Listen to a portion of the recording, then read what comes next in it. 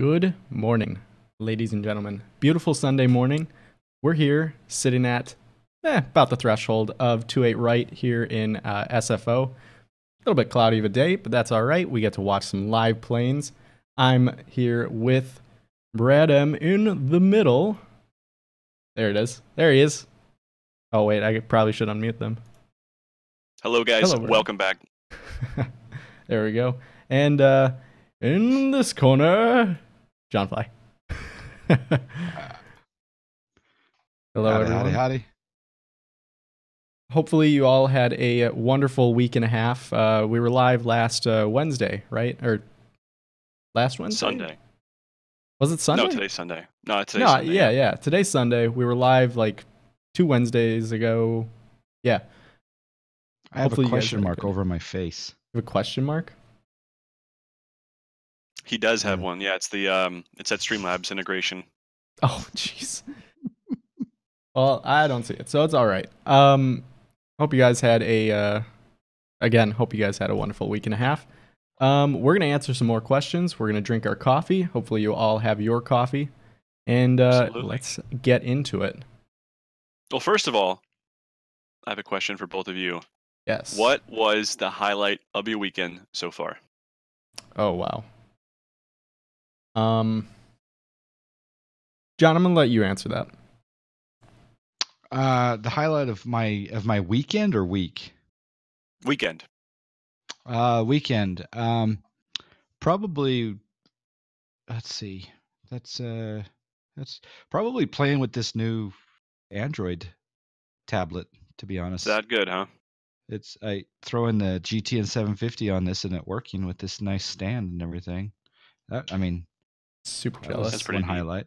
Also, potty training Flyboy has been kind of a fun. Oh, that's highlight. right.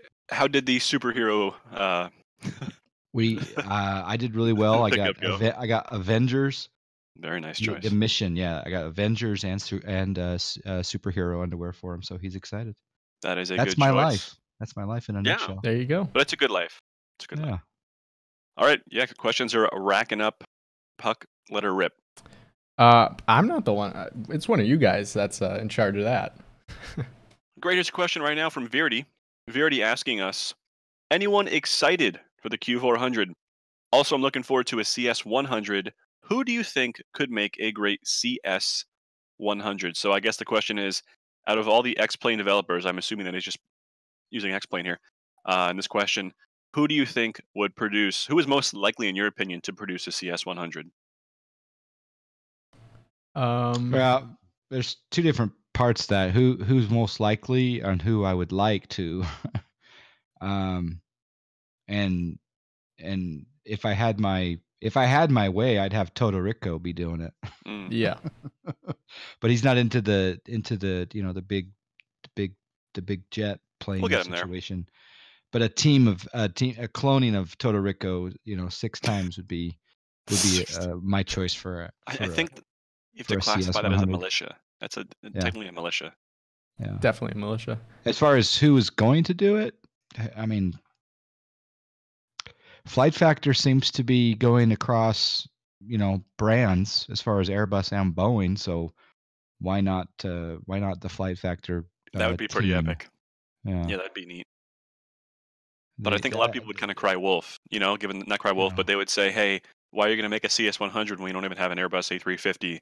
That is, the thing the next that thing since sliced bread. yeah, the people don't realize that the team, the name Flight Factor has individual teams Yeah. inside of it, and it's not the guys that are working on the Boeing are completely separate from the guys working on the 320. So Yeah, the actually 320 has its own dedicated team yeah. versus the rest of the guys are working just for Boeing, and then they have, of course, I guess Yeah. another team. Maybe doesn't. I'm not Yeah. even sure if the 350 team really is, a thing anymore. To be honest, I don't know. That was just But a I minor think- team or something like I think that. SSG. I'd probably give it to SSG. They have a lot on their plate, but the CS100 is now it's the Airbus, right? But I would probably, that's actually kind of tough, but that seems like a plane that they would probably be in, that they'd make. Maybe them or X-Crafts, I can see an attempt at. Now, I'm not saying it would be the greatest thing ever, but, Yeah. just my opinion on that one there. or PMDG. Yeah, you never know. Yeah. They could come out they could come out and start making an X-Plane. Hopefully at some or they point. could make a P3D version of it. Or P3D, yeah. It almost seems like they have a contract with. I feel like they have a contract-ish type thing with Boeing. Maybe, I don't know. That's possible. Yeah. They made a DC though, but I guess that's that is probably true. the same umbrella. Yeah, that was a while ago too. No. Yeah. That was a long while ago. Yeah. All right. Next question from, I presume this is Mr. Chu, maybe, or could be Misha. Either way. The question is, how do you grow to be such a good streamer? Directing that to you guys. Anyone? Directing that over here. Crickets? Anybody? I think that, well, you just have to, you guys tune into certain people, and there are reasons why you tune into certain people. I think, I was thinking about it today, you know, as far as we'll just focus on flight simulation streaming. I rather enjoy the streams where the streamer actually is telling me a little bit about things that are not flight sim related. Maybe it might be a story from their week or their month or their life, their family, their friends, their, storytelling to me is it when we enjoy the flight simulation information and we enjoy living vicariously through someone flying a plane while we're not, or we could be at the same time, but I like storytelling, and I think that that's probably a part of what makes a streamer someone that I'll watch. So Well, that's that one definitely, thing. yeah. Yeah, I I think that agree. definitely contributes to the kind of what's the word I'm looking for? Not longevity, but like the viewer retention, I guess would be a good way to put it, right? Being able to, have people stay in your stream by telling them fun stories like that. So that's a pretty good point. I would I say, also think getting to know your audience, it's vice yeah. versa. But at what point though? Well, I mean, do you mean like personally, or just know what they I'm like just and what they don't saying, like? know that Saint Wolfric is from Nebraska. Start to get a little bit as he volunteers information in the chat. Try to retain some information. Therefore, you can pull upon that in the future for just get to know your people. I mean, I've gotten to know you two better and better over the last couple of months, and I agree. They're almost like your constituents in a way. yeah. Yeah, I wonder. That's funny. Yeah, I agree I with would that. just say consistency is key. Like, show up, have a good stream, at least in your own opinion, and then if people like you, they'll tend to stay. I'm not gonna get too super specific about it, but I mean, just if you say you're gonna stream, stream. If you're not gonna stream, don't. One of those types of things. Um, kind of just try to be consistent in a way, not to like really form a concrete schedule, but just so people know, hey, like what time you're going to be there. Not one of those like guessing games It's type true. of thing. And people like tend to like that kind of like they know they can get home from work or school or whatever, and they can watch you that evening type of deal, right? It's almost like watching your favorite TV show. Like the TV show is going to be on, and you've planned out part of your evening to watch it. So in the same regard for a stream, um, but you just got to build a really solid foundation, and that's just done through personal communication and obviously chat interaction, because that's, I mean, at least why I'm here, right? I'm not just not looking at chat at all. Obviously that's what we pay attention to like 110% of the time. Mm-hmm. So I think you have to like really build a good foundation in terms of, like John said, relationships, communication, and consistency and stuff like that. Yeah. I mean, on top of there's all these little side notes that make a stream great to watch, but the foundation is good audio, and seriously, a webcam makes all the difference in the world. It's huge. Those people out there that don't stream with a webcam, some do it for privacy purposes, but the webcam really, I mean, a huge percentage of our communication in this world with humans is facial and visual. That's, we really can get a point across. So a webcam, good audio, and yeah. And if you're really cool, you can hybrid stream both P3D and X-Plane. That's only Yeah, right, reserved for John? the elite few. The elite. All right, John. Must be nice. I don't do it very Must be well. nice. John was on P3D the other day, by the way. He was. And obviously, It's scary. it was a power move. I mean, he clearly was targeting me to With watch the United stream Paint. I didn't with think about that till so after, but yeah, totally Power insensitive move. to any of my internal pain that I'm suffering from, just completely disregarding any of my feelings. But it worked, so I'll give I him did that. offer you half of my developer license though. He did though, yeah. So we actually are forming a team pretty soon. Yeah, I exactly. and I was watching John do that, and I'm like, I don't usually. I mean, I'll stick around in P3D streams, like if I know the streamer and I've talked to them and whatnot, and they're interactive and fun. And so like I got into John's stream, and he's trying to start up, or he's talking with Matt Davies, trying to get all of his settings and everything. And he starts up the sim, and it's just this default sim with I don't know the developer, but Minneapolis in the PMDG 777, and I'm like, I need this right now. I went to the the prepared website like to go and buy it, and then I'm like, I can't do it. I can't do it to myself. So I just that's good. Yeah, doing the cross. I think the cross platform is really good as well. Yeah, I haven't been back into the P3D since, but well, there's always tomorrow, right?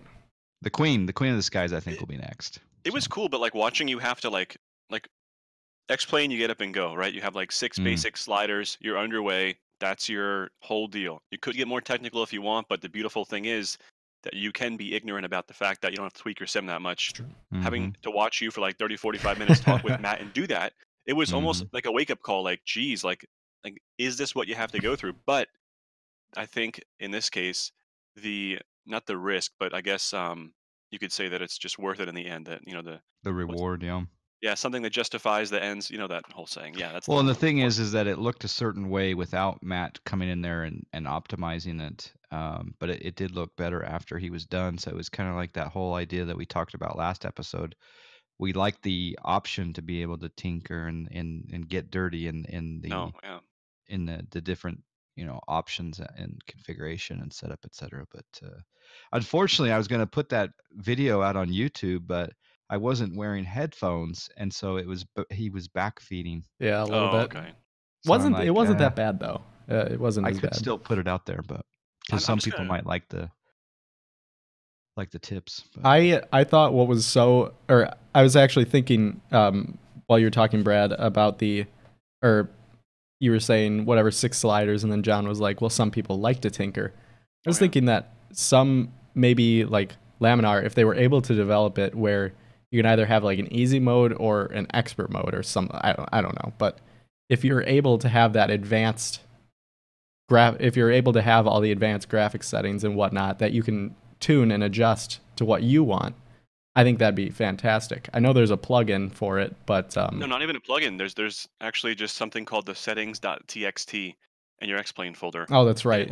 It looks just like any other CFG file you'll find in P3D. And if you know what you're doing, like it explicitly states for like at least 5 paragraphs, do not touch this, do not touch this. Why are you still reading this? Don't touch this, that type of thing. It literally says that. And actually a couple of funny jokes in there too. But if you know what you're doing, you can really tweak. I mean, every little thing, LOD, stuff like that, tree densities, so without having to do the, Fly with Lua plugin to make it all happen, you can just go in and do it yourself. But for me with P3D, it sounds like the 3J FPS plugin is touching that file. Probably, it is, actually, yeah. but That's the what I was question is, thinking. I don't understand how it does it on the fly though. That's my question. Is that's something that I'm not sure it's updated every 5 seconds, or that's actually not. That's a live, dynamic plugin. I'm not sure what it touches, but it works. Well, I did try it and I saw a lot of FPS improvements, but at the same time, it was hard for me to bite the bullet because I'm like huge on the visuals and stuff like that.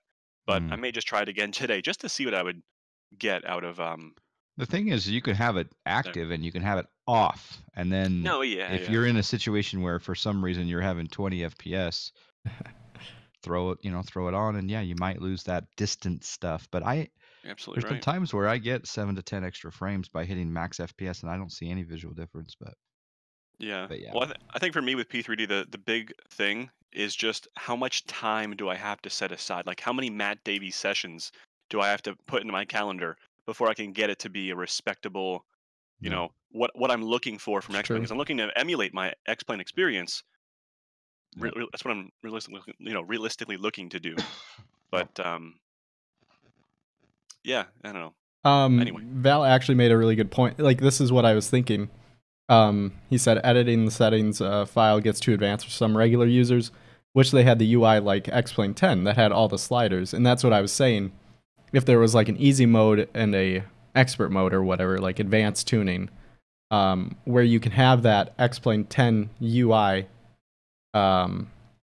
with all the little sliders for everything, and then you have the default X-Plane 11. I think that would actually be more beneficial. It would make it it would make it similar to P3D when it comes to putting all your settings together and whatnot. It might take longer, but that might go away from the whole idea that they're not even supposed to be consumer entertainment oriented. That's fair. Yeah. But yeah. But yeah, I mean, and then of course, there's the PTA too. I haven't played around with that, but yeah, well, consider that because that makes a big difference. But yeah, I mean, I haven't been doing much. I'll probably do the Great Britain True Earth South in P3D, and I might take the A2A 172 around just to be able to compare the True Earth, from one platform to the next. I might do that. Wouldn't be a bad idea. Yeah, I mean, you can squeeze. I mean, the amount of stuff in P3D you can do to get your FPS up is ridiculous, right? And of course, there's crazy things like like the amount of cars on the road, for example. You don't need to see all those cars. Like Nico, for example, doesn't have any cars showing, and of course, he's getting hundreds of FPS. It's nuts. It's crazy. So yeah, it's the same thing. Like I was over at an airport the other day in my sim, and I simply disabled the ground traffic plugin for that airport. I got an extra 15 FPS because there was no longer any cars around the airport property. And like I'm not there at a car spot, right? So wait, that what? was huge. What? I might have to do that. Yeah, if you ever have bad FPS, every aftermarket airport, either free or paid, probably has, well, not probably, almost always, yeah. will have the ground traffic plugin in your plugin admin menu. So if you're getting bad FPS, just try disabling it for that airport and see if that helps. The Excoders Denver. Oh yeah. Oh my. I remember when there was a particular field of cars that would lower the FPS. I think he ended up optimizing that though. But yeah. Yeah, try it there. I guarantee you'll get a great difference. Anyway, next question. By the way, are you deleting these as we go? Me? No, I am not. I am not. St. Wilfric, funny. I actually loaded into Denver, and then it was foggy. It's like 200-foot ceiling, so we wouldn't even be able to see anything anyway. So, had to come to San Francisco, which not a bad alternative. No, not at all. Kind of foggy. It's all right. That's all right. Here's a question from Verity once again. Have any of you flown in Antarctica? Would you? I guess to follow it up at the same time is what's the craziest, most exotic place you've flown, right? You also missed the part where he said, per usual, you're all looking great. I just took that as a personal internal compliment. Oh, my.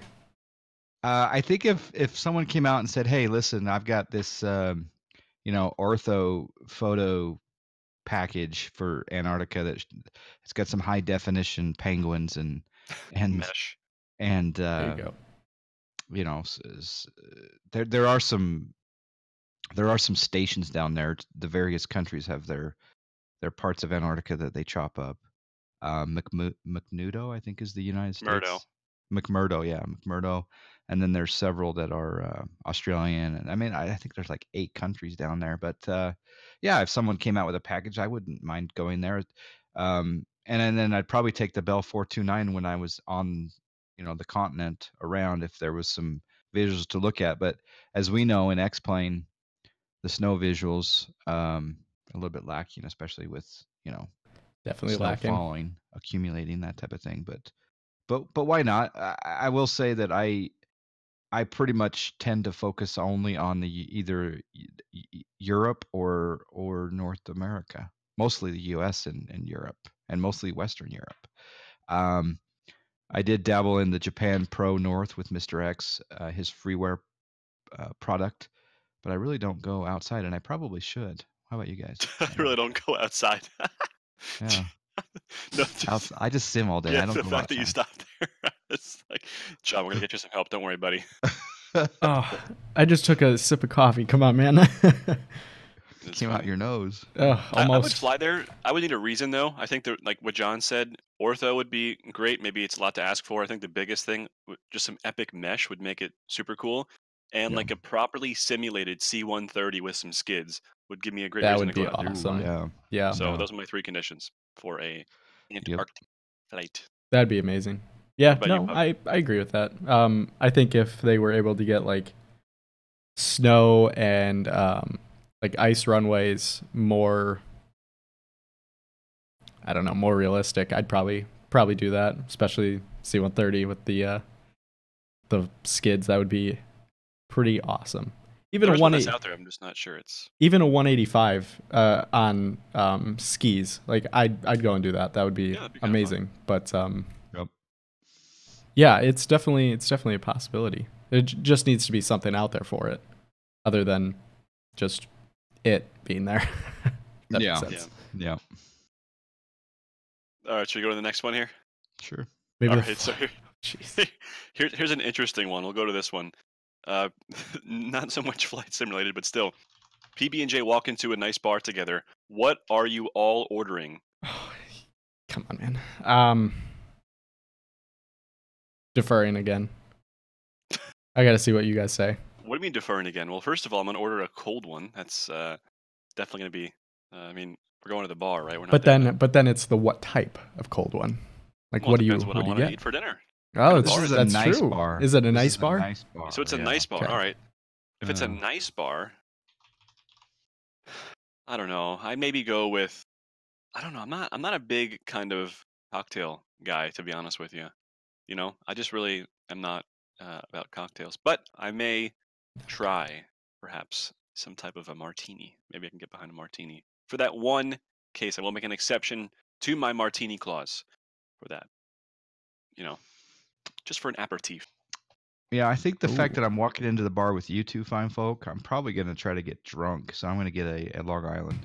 We should probably walk out of the nice bar and go to a more grungy dive bar. Mhm. That's where we're best suited. Get some pizza and Get an Yeah. go to an English pub. yeah. Actually, That would be great. that would See- be pretty fun. See, that's a place where you can go. It can be nice, right? And you can also have a great meal and have some authentic, English beer, which would be Yes. perfect, right? But a fancy bar, it's like you gotta probably dress up and do this and that. Yeah. There was this I don't place in Winnipeg. It was like hole in the wall, like authentic English like pub. It was like the owners were English. Like it was incredible. It was a great experience. But like they had some of the most they had some of the richest beers I've ever had, and I was like, Mhm. this is good. This brings me back, or this brings me to England, even though I walk out and it's -5 degrees out. And yeah, it was great.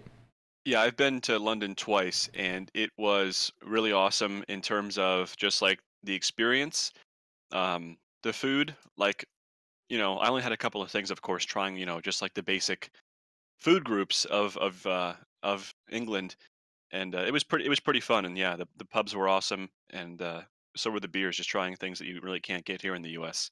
No matter how hard you try. So that was pretty fun. That's pretty fun. For, All right. for sure, they all reach and say, "Oh crap, guys, I forgot my wallet." Well, that's why St. Wolfric's the driver. We'll go out to get. He'll pay for us, right? By the way, guys, here's the question form I just posted in chat. I for have you all. exclamation point ask also works Oh, even now. better. Yep. All right, perfect. So if you guys have a question, We'll have a question for you, Puck, and Okay. John, and me. What do you think of the SSG 747 V2? I've heard good things so far. Have you seen the latest? I update on actually it? haven't. No, I Yeah, I haven't. saw the Threshold website. You're talking about the Threshold preview? Yeah, the threshold preview. It's also Yep. that was posted on the forums as well. Can you Yeah. link that? Actually, I want to see that. It's linked in the yeah, well, I it's- can't go to Discord. Yeah, I I was was gonna say I was it's- looking at it and I was super excited about that. And really, as I was talking to you before we started the Streamcast, I all these people talk about this, that, and the other. I could care less about the visuals right now. I just want a solid FMS, a solid FMC that in a 747 that I will trust on Pilot Edge. And it seems like they didn't focus on that in any of the preview shots. So that's the one thing I'm hoping for. The visuals, great, wonderful, whatever, but give me that FMS that works. Yeah, I mean, I for agree. me, I'm the same but different in terms of that because visuals for me are huge, right?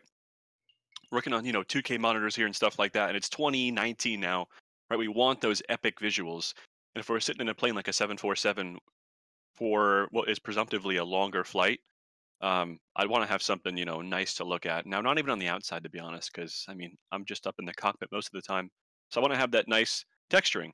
And in my opinion, I don't feel like it's too much to ask in 2019 in X-Plane to have like decent textures. I mentioned to you guys, I think last stream, that I found a texture pack for the Captain Sim 757 that people were selling.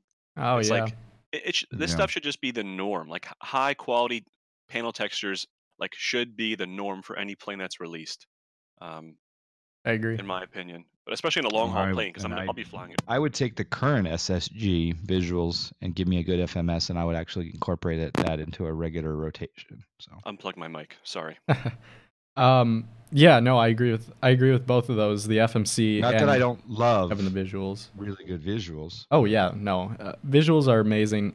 I'm a sucker for sound.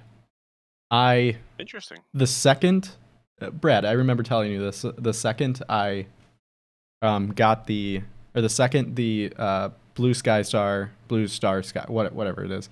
Oh yeah. The second that came out or that was released in beta, I bought it immediately. And Brad's like, why don't you wait? I'm gonna wait till it's released. Well, it doesn't get released for another 8 or 9 months. I have these beautiful sounds for the 8 or 9 months. Default's not bad, but It really wasn't at all. That was like some pretty good. It was good from the start, but I think part of me like wants to have. I like having everything come together. So like the A320, like not perfect, but it's pretty great on visuals, pretty good on systems and sounds with Blue Sky Star. Perfect. And now the new update that came out, it's also fantastic. They've added a bunch more stuff, optimized it a little bit more. Well, the thing for me was like such a young simmer, like in terms of like I've never bought as much payware for I don't think anything that I ever have except for the past year and a half in X-Plane. Yep. Like I've spent more money on X-Plane than any other game I've ever owned, and like Scary. It's scary. paying for a sound, like paying for sounds to me was like something so new and so like, wait, what? Like, do I really want to spend $20 extra on like a sound pack? Like one of those, I was just like so like naive about it. I was like really like sounds like airport, sure. But I mean sounds, I was like, because I was just perfectly, you guys know I'm big on like default stuff, and I was pretty content with just those beta sounds because they kept getting updated every single beta update, which was almost like every week or so, and I was pretty big on just those, and I was like, I wasn't totally sold. Like, yes, I gotta have these BSS sounds, but once it hit like 1.1 or 1.0, um, that was it. I was like, yep, because he keeps reworking those over and over, and that was huge. So I'm glad Yeah, I they made the were purchase. perfect. And now we're on Yeah, 1.4 now, I think, is what. yeah, 1.5 is coming soon as well. It's crazy how much like improvement they keep doing to it, and I think another thing with them, I know we're going off topic, but with them, Well, the we're here for it. 777 that they released gave everybody a little glimmer of hope for when the V2 comes out, when it Yeah, comes out. that was interesting for the. That was like an interesting marketing strategy dropping that because it's a relatively old. I think it's like at least 6 years old at this point, that aircraft. If not maybe four. I don't know how really old it is. I think it's about 4 or 6. And just kind of having like, not that it's unsupported, but it's not continuously aggressively developed. The last update was like in June or something like that, and it was just to fix better pushback compatibility. So it was interesting. They must have had that sound pack ready, like to go beforehand, or they've had it from like it was a port over because a lot of their stuff can be ported over between the two. Because he does a lot of stuff for P3D. It's huge Yep. over in P3D as well. So I'm not sure. That was kind of interesting, but I was wondering if they were kind of in cahoots because it would make sense. And I was kind of maybe expecting if they shipped that with the V2, that would be pretty epic. If they shipped with those sounds, it'd be kind of cool. Yeah. Agree. Yeah. I'd pay the additional cost too. Like if they had to do if they did a bulk price, like Yeah, like an extra $5 or $10 of the plane. Like, yeah, I'd pay that big immediately. money. Yeah. Fine. No sense in that. But John, were you about to say something? I just got the question mark back over my face. I don't even know what that is. No, it's whenever you flash over it's something to do with my channel. It's like a rewards thing for my channel. You are earning valuable miles for your time in the channel, though, John. I should have you know. Yeah. Do I get extra miles for having the question mark on my face? Yes, absolutely. You. Yeah, funny. you guys hit the nails on the head. Other than you know me, I'm not a sound guy. I like a good 727 or 732 flying by, or TBM 900. I think has awesome sound, but included. I don't think I think I did buy one Blue Sky Star sound pack for something. I don't even recall what it was, but I don't know if you guys saw the YouTube Q&A from Laminar yesterday. I think it was. I'm pretty sure tune I in missed for a it. few minutes. Yeah, I think Daniela from flightsim is working on F mods for Laminar. Yep. If I'm not mistaking that. Oh, But it was interesting. Almost like I watched, I saw on their, I think it was their Twitter page or something, that like Austin from Laminar like had just discovered Fmod. Like they were just showing him for what seemed to be like the first time ever, like him hearing Fmod sounds. And it's kind of crazy to think about how like this team, I heard from what I understand from last expo, people were like showing Laminar like what ortho was, right?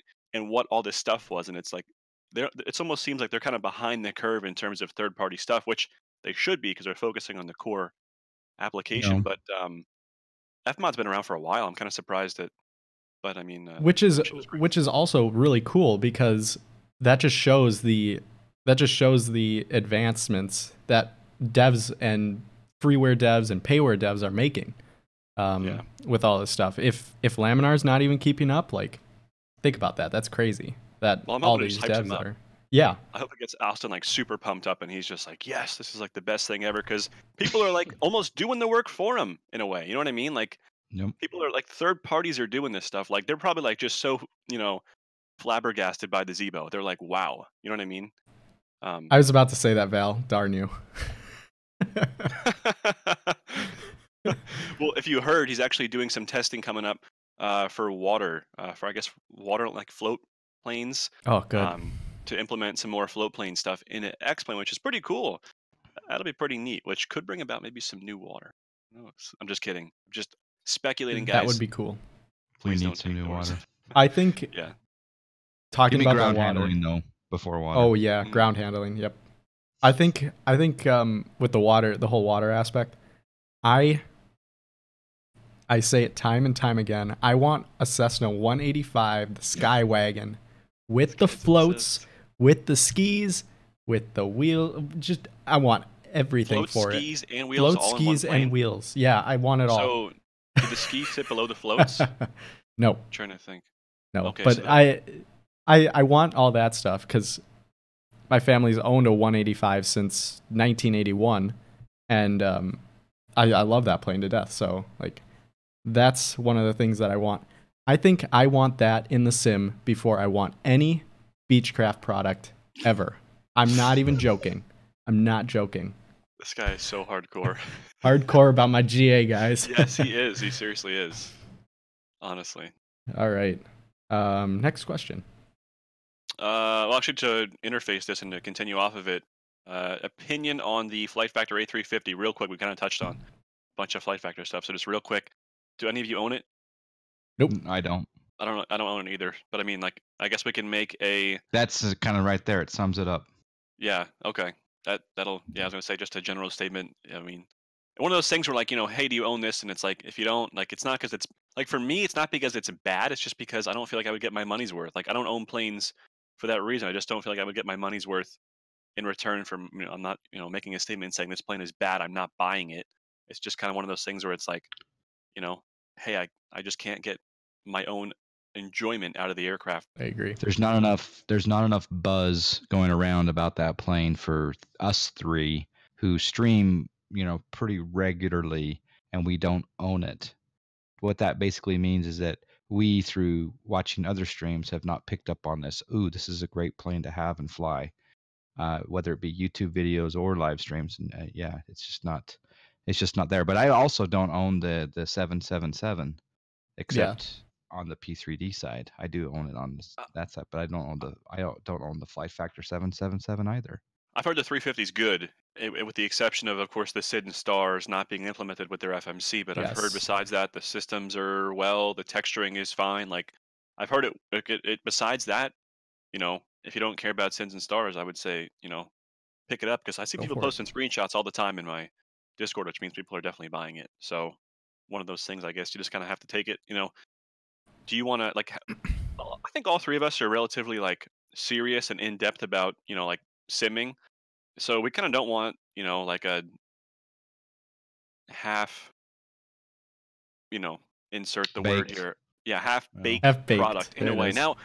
Now there's many planes you could make that, you could attach that label to, but in the same way, it's just kind of one of those things. I don't know. yeah. Getting lost in my own train And of thought. it's like that Michael Scott quote. Sometimes I start a sentence and I get lost, and I just hope I find my way, or something like that.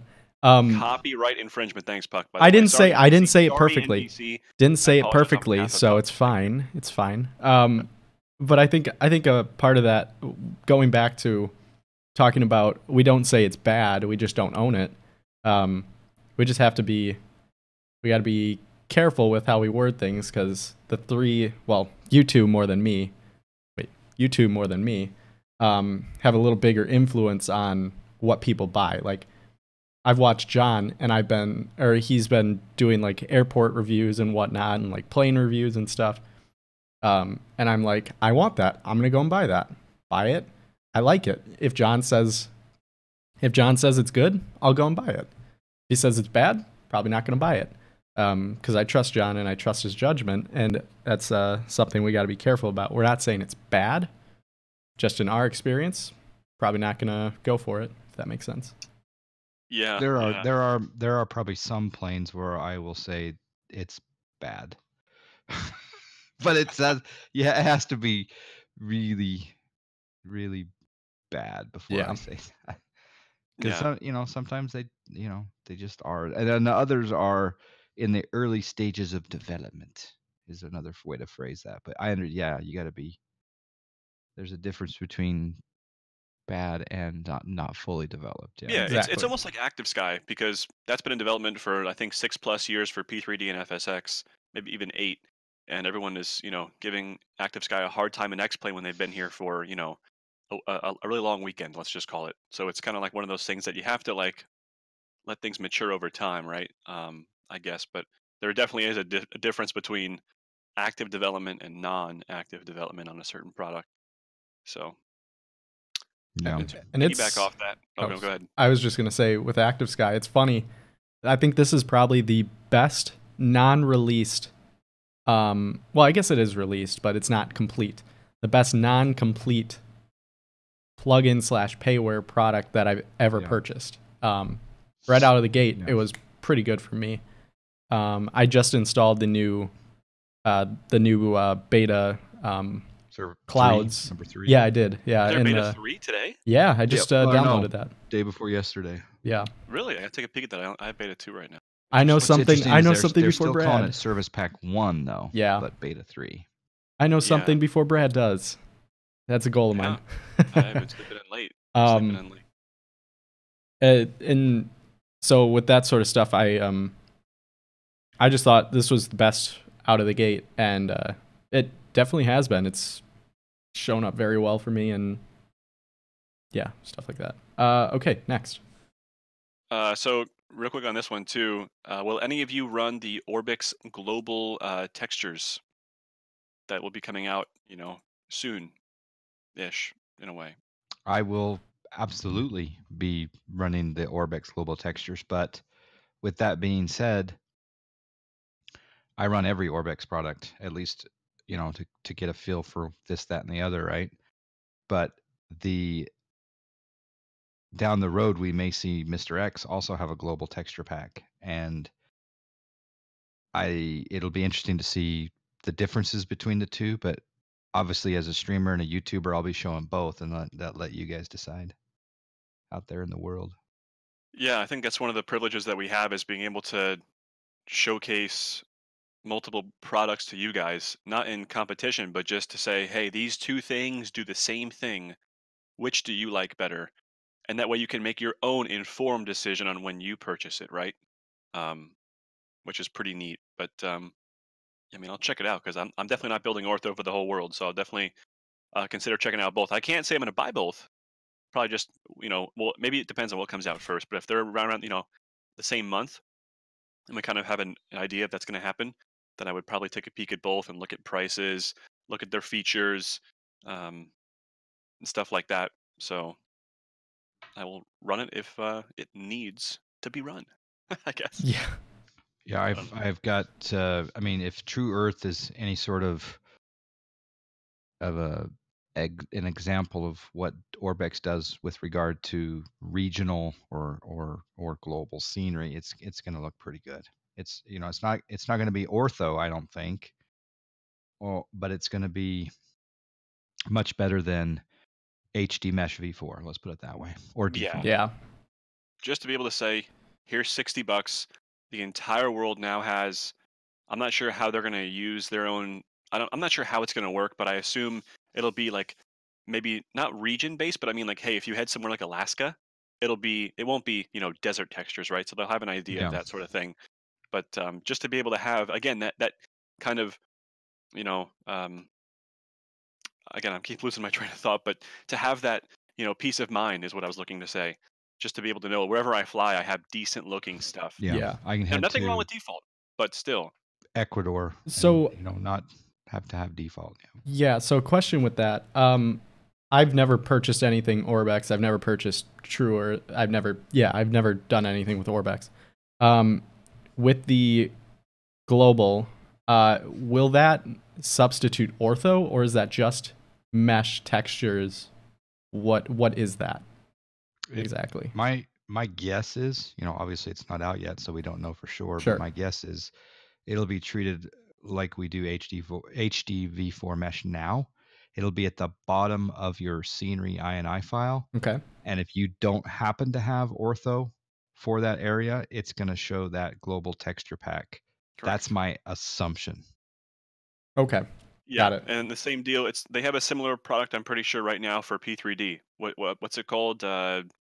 Like Orbex Global. Orbex is it Global, yeah. Orbex Global. Same I mean, thing. just take a peek at that product, and you'll see exactly what it is. But again, it'll be below the ortho because you don't want it covering it up. Okay. So, that makes a lot more sense. And I would easily pay $60-$70 for that. but I'm hoping that it won't include any type of mesh because that could interfere with other potential Yes. meshes in the area, right?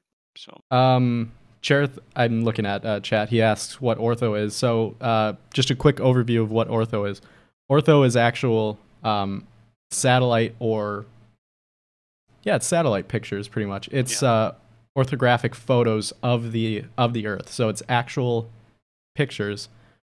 So if you look on the scenery here, the ground is actually populated with pictures as opposed to just guesstimates or default textures. So these are actual pictures of the airport with the runways, taxiways, buildings, and everything overlaid on top of it. And you can see in the distance, the hills actually have they're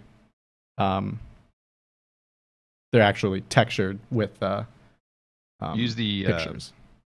exclamation ask though. Don't go too much off yeah, the board. it's 'cause now Yeah, of literally course. as real as it Open the gets gates. Yep. for any flight sim. Simple way to put it. Yeah, just picture Google Earth in your flight sim. Whatever you see flying over any part of the world, you'll see in your flight simulator exactly as it is. Exactly. Of course, I'm gonna add a little. And bit to it's disclaimer free. there, but And it's yeah, free. well, it may cost you an additional hard drive, but I think That's true. that is That is probably true. worth it. I mean, the deals right now are pretty good. I've seen, so I would definitely say if you have the space for it, even if you don't, a couple of gigabytes for a tile, just give it a shot. You'll be hooked. I purchased an 8 terabyte hard drive for $125. I could have gotten Orbex True Earth or whatever it's called, Orbex Global for, what is it, 70, and it's still not the same quality. but I can do pretty much the entire world in whatever resolution I want, pretty much, which is really nice. So it is definitely But I will worth it. say that I will not ever be doing orthophoto generation for the UK as long as Well, True now Earth you have is- True Earth, yeah. Yeah, it's just night and day difference for me, just because of the color correction, the trees, the autogen technology. It's just perfect. Yep. If I flew there more, I'd buy it, but I just can't say. Yeah, I can't Same. say for me that I'm going to drop $120 on that when I can just do It's it. more of a for low and free, but- slow, and Yeah, it is. It is. And I'm not even sure if I have the VRAM for it, to be honest. Right? That's a lot of. I mean, that's some dense stuff out there in a relatively Yeah. non-dense area. So, but who knows? I can change my mind in 5 seconds. We'll see. Here's a question coming in. I think it's from Tylenol. NVIDIA threaded optimization on or off? yes. I think that means yes on. No. Oh, It means yes. It means that every individual needs to turn it off and turn it on, and then experiment for an hour in the sim with it on and then with it off. I agree. Because I have heard reports where it is much better with it on, and then some with with it off. And again, some of it is related to how many cores you have on your CPU. But when they say NVIDIA threaded optimization, that's actually talking about the GPU, isn't it? Yeah. yeah. Yeah. So with the GPU, I would say if you have a 980 or above, yeah, go ahead and turn it on and turn it off and get an idea, because I've heard conflicting reports. I have as well. Yeah, same thing here.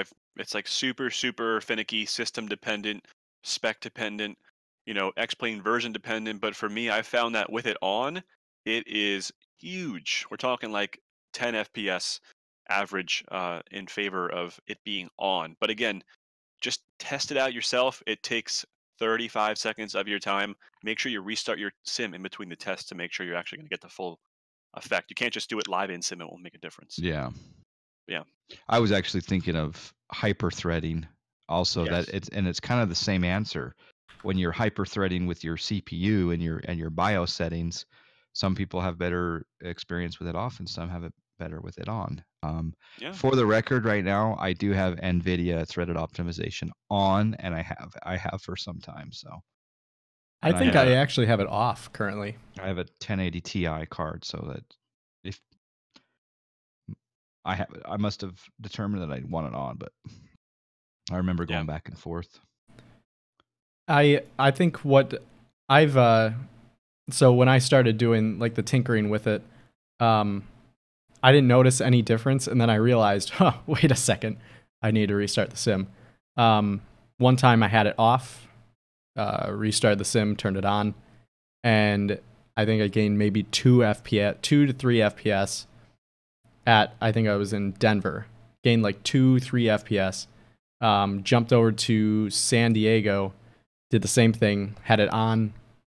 I was at like 75 FPS, jumped out, turned it off, and I was at 80 FPS afterwards. So I think it's really dependent on, first off, where you are, what kind of computing you're doing, all that sort of stuff. I don't know. It's odd. I would say keep it on. As I've seen, a lot of people have said on is probably better. Yeah, you just got to test it out though, because I mean, it could be devastating to your performance. For example, though. Oh, 777 coming in. Oh, very nice. Who's that? That's A&A. Oh, very nice. Very nice. Very nice. Here's a question. We'll get to this one real quick here. We'll do what's the best freeware? We'll hear from each of us. Favorite plug. So you have three options here. You can list 2 out of the 3. Your favorite scenery, your favorite aircraft, or your favorite plugin. Just choose 2 out of the 3 there. Freeware. Yeah, best freeware. No, Puck. No. Yep. I'm thinking. I know John wants to say. I always say Something that Zebo. starts- yeah. Zebo, of course. Yeah. I don't want to steal his thunder on that. I kind of wanted to like not say the obvious, but You have to though. I People don't know would about say that gosh, freeware. I would say yeah. I mean, besides the Zebo, I mean, as far as a utility, I would say the better pushback is Dang Yeah. it, something John! that we I use. yeah. God, I Darn was it, really John. sneaking that one up my sleeve, dude. Oh. Yeah. All right, Oh, guys. yeah. um, It's something that we use. Something that we use almost every flight with a jet, and so I do a It's lot true. with GA as well. And it's just, it works well. It's got a pretty good voice sometimes. You know, the tug driver voice. I've heard it once or twice. Yeah, sounds pretty good looking. I'm looking Yeah. at my plugins and I completely forgot.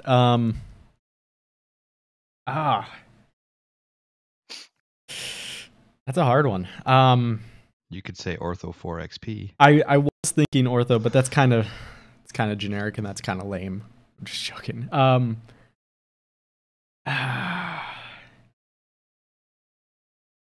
Okay, ortho 4XP.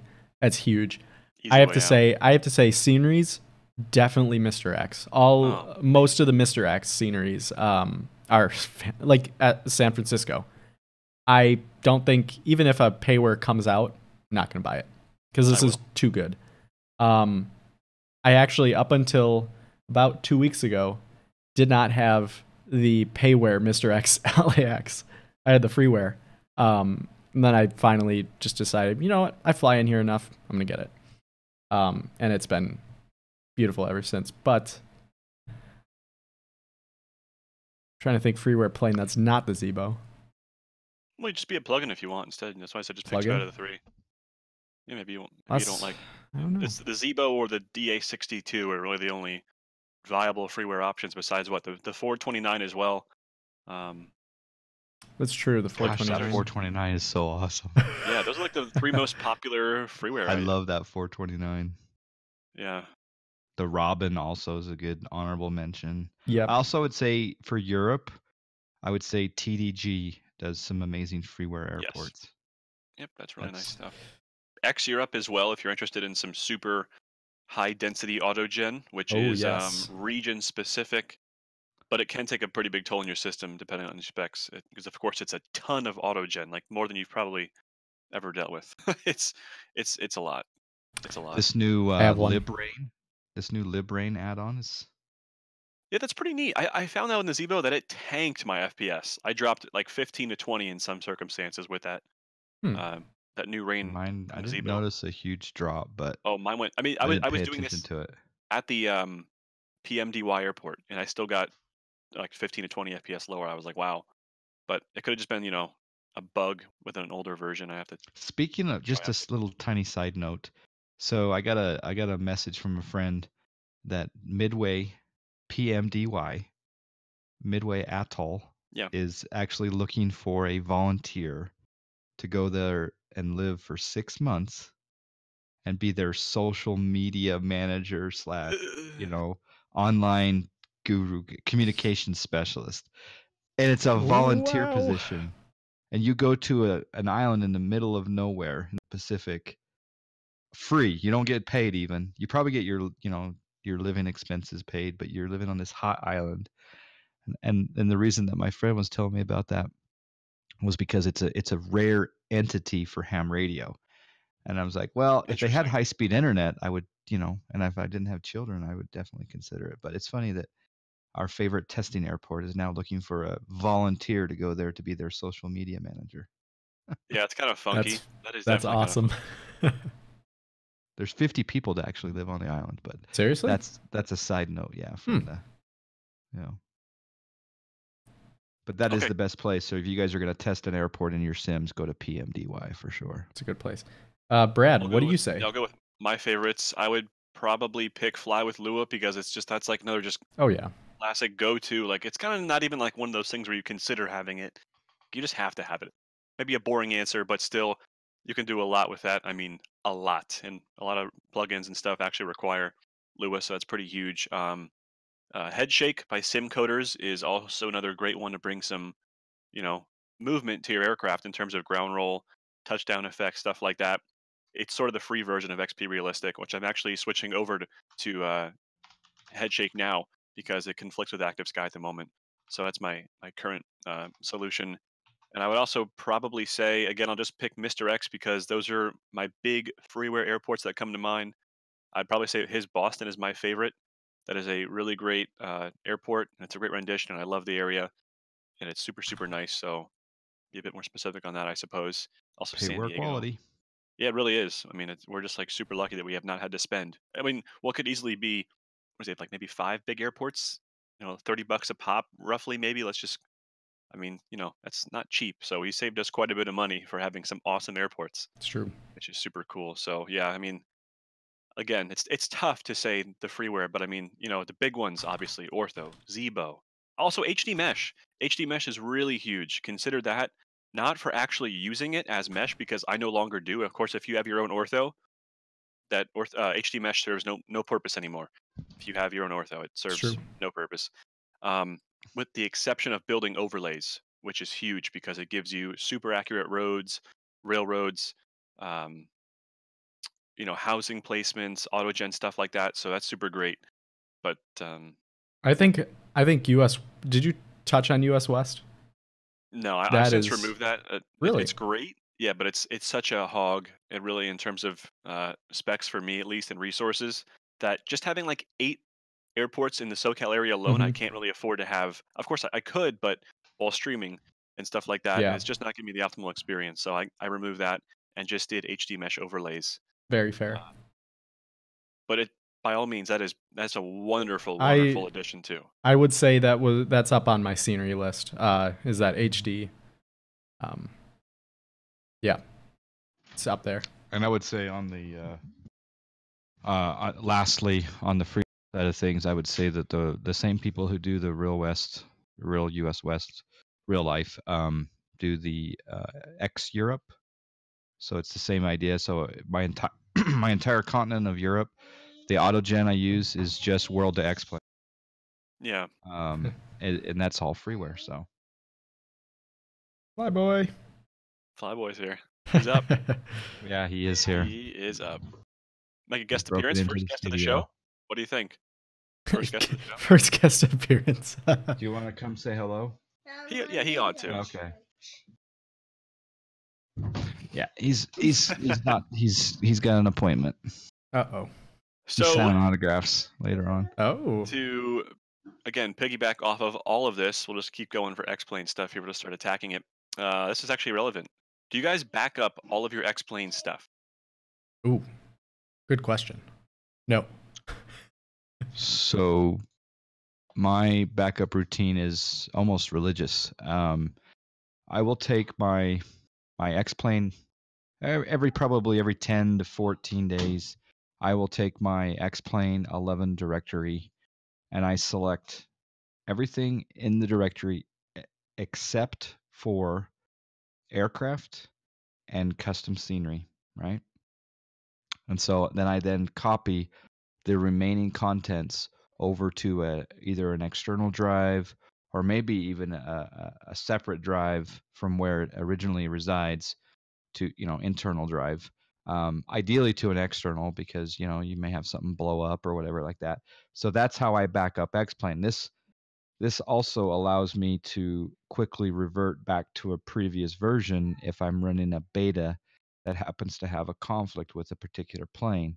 Yeah. So, and then every 6 to 8 weeks, I will actually do the same thing with my aircraft directory. I will copy that and back that up. But the nice thing about the aircraft is that we can download it, a plane Right. pretty easily again. But sometimes you just want to have a backup of that.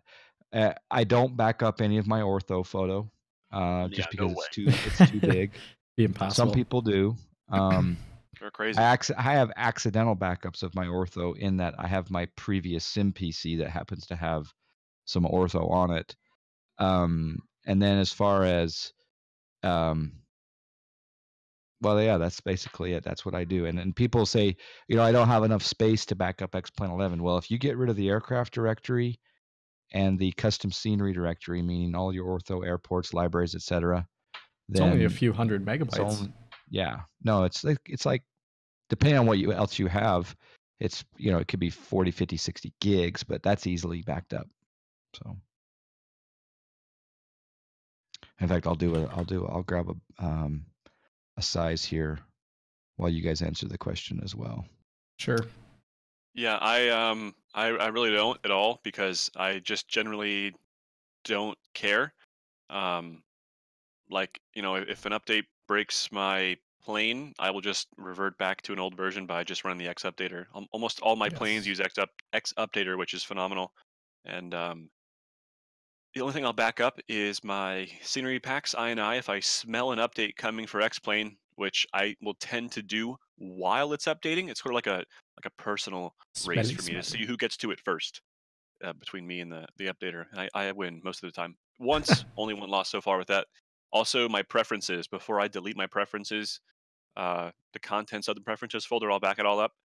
But other than that, nothing else really gets backed up, and I just wing it. To be honest with you, yeah. Trying to think. I only do one update or one backup, and that would be cloud and sky textures. So with my clouds, I got them off of the forum probably 7 or 8 months ago, and they are the puffiest, bushiest clouds I've ever seen. And oh my goodness, that United came in hot. They're probably the best clouds I've ever seen. So I have like 3 or 4 backups of it, just to make sure that I don't lose them. Because the developer actually took them off the forum, and every time, and somebody will always ask, they'll be like, "Hey, where'd you get your clouds? Can you share them with me?" And I'm like, I don't have, 1, they're not on the forum anymore. 2, I don't have the developer's permission to share them, so I don't know if I can, because he did take them off. So it's one of those things where if you find something you like, back it up 4 different times, do whatever you need to make sure you don't lose it if you like them that much. So that's my thought on it. Yeah, that reminded me too. I think it's a good idea to occasionally back up your libraries because X-Plane, unfortunately, we have probably 15 to 20 libraries, if not more. Yep. And then, as you know, you have to go to different places on the org forum to grab your library. So it's not a bad idea to back those up. Although they're updated regularly too. So sometimes those backups become not useful when, say for example, Mr. X is just updated just the other day to 1.6B or something like that. So now your backup of the Mr. X library is no longer really a good idea.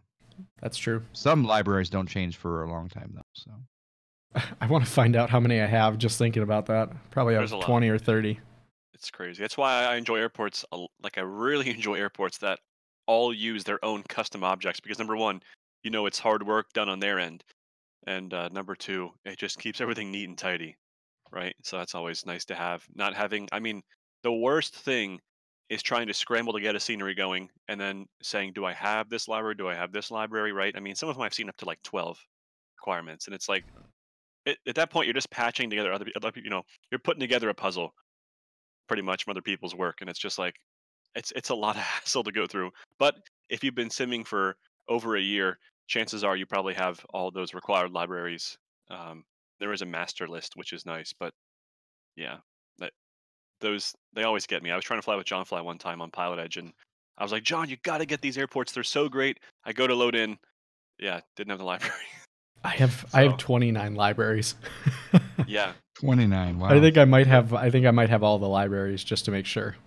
Those take up a lot of space too, which is it's actually cool. Surprisingly only 13 gigs. So that's a lot of space. Yeah. Oops, we lost him. We lost John, and now Brad is huge. Whoa, my face, guys! Don't look at my face. Here, we'll do a little bit of this. All right. Did it come back? Did it?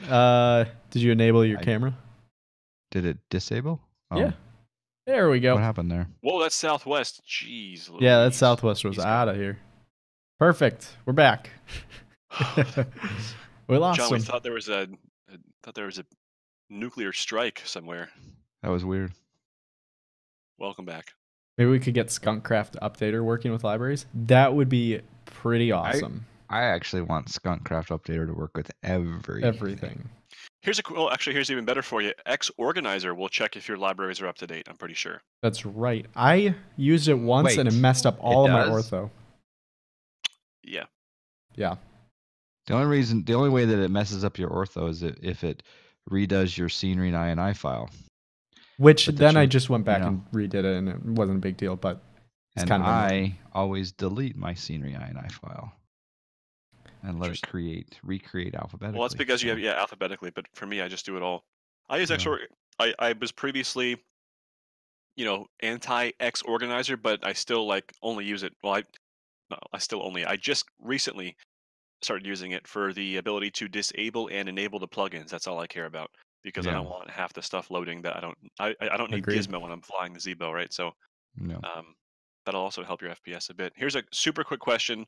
I'm going to solely answer this one because it's super easy to answer here. Texture slider in X-Plane with ortho, does it work since it's not original on the ground? Textures, yes, it makes a huge difference and it all impacts your VRAM. And Puck is already getting super angry. I'm not sure why. He needs to see a doctor. No, about I'm that. just getting excited because I found a trick. Yeah, long story short, yes, absolutely, it affects it.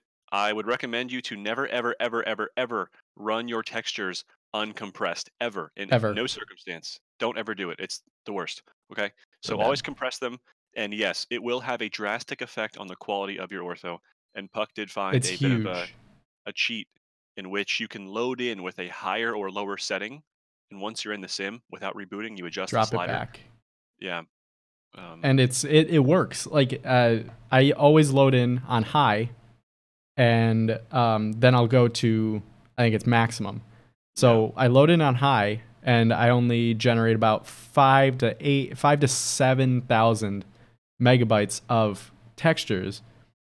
Since I have a 1080, I only have 8 gigabytes of VRAM, so I can't exceed that. Otherwise, I'm going to get huge performance drops. So what I do is I'll load in on high, and then I'll adjust that slider to maximum. It drastically changes the quality of the ortho, but it only adds about 300 megabytes of textures. So it really doesn't affect your VRAM that much, but it is a huge effect on your quality. Also, I just want to make one point. Mr. Hayden coming back 10-month streak. One of the first subs I had. Thank you, Hayden. Welcome back. Cheers. All right. Also a 6-month streak from Epically Epic. I did see that. Or Thank you. Epic. Yeah. Thank you, Mr. Epic. Thank you, Mr. Epic. Are you guys ready for this one? This will be maybe a bit more difficult to answer. What is your guys' favorite funny moments from flying? IRL or sim? Sure, both. I mean, that's what you're here for in a way, right? You're our liaison to the real world. So let's hear the funniest real world first, and then we can maybe back off that. I had this actually happened 2 days ago. I had to fly down I flew down from Grand Forks to Minneapolis, about an hour and a half flight, to get a suit tailored for my brother's wedding.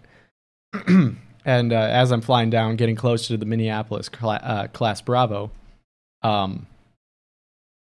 it was a weird string of events. It was super busy. I was coming in on the arrival corridor.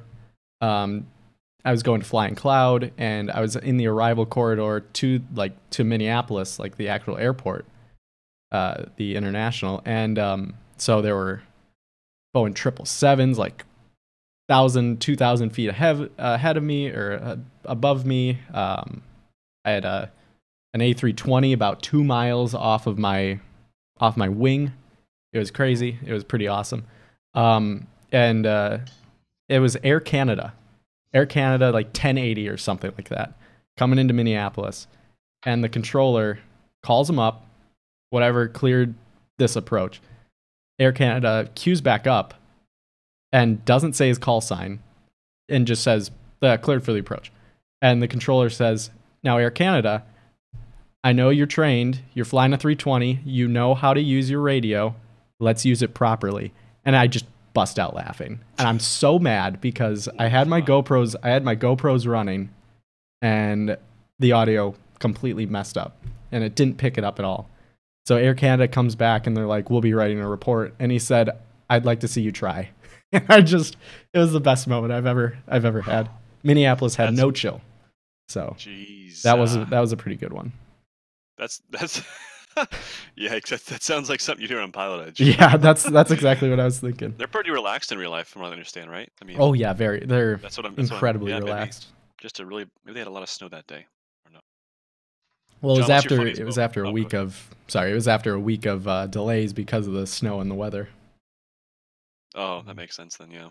I can't think of anything in particular, but there have been a few moments where there's been some stuck microphones on Pilot Edge, and there's been some very interesting conversations, body function sounds. Oh God.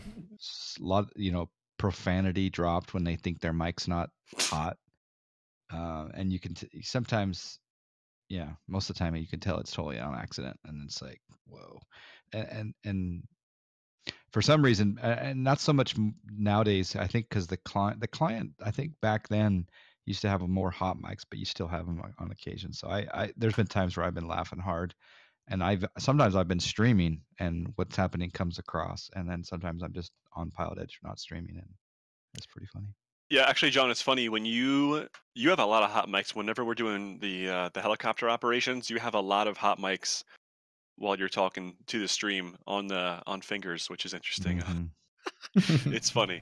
Yeah, PE stuff has got to be up there for me as well. Not like just the hot mics, but just like I mean, a lot of the stuff that Nico says is hilarious. Same with Max. I mean, like they put you in these situations that it may not be funny for you guys, but like if you know them and like you use like this network. I mean, like it all adds up into one really funny moment. There's some good times with that. I think whenever the plane does something you don't want it to do, and it's not one of those things that triggers you, but one of those things that just you can't help but laugh.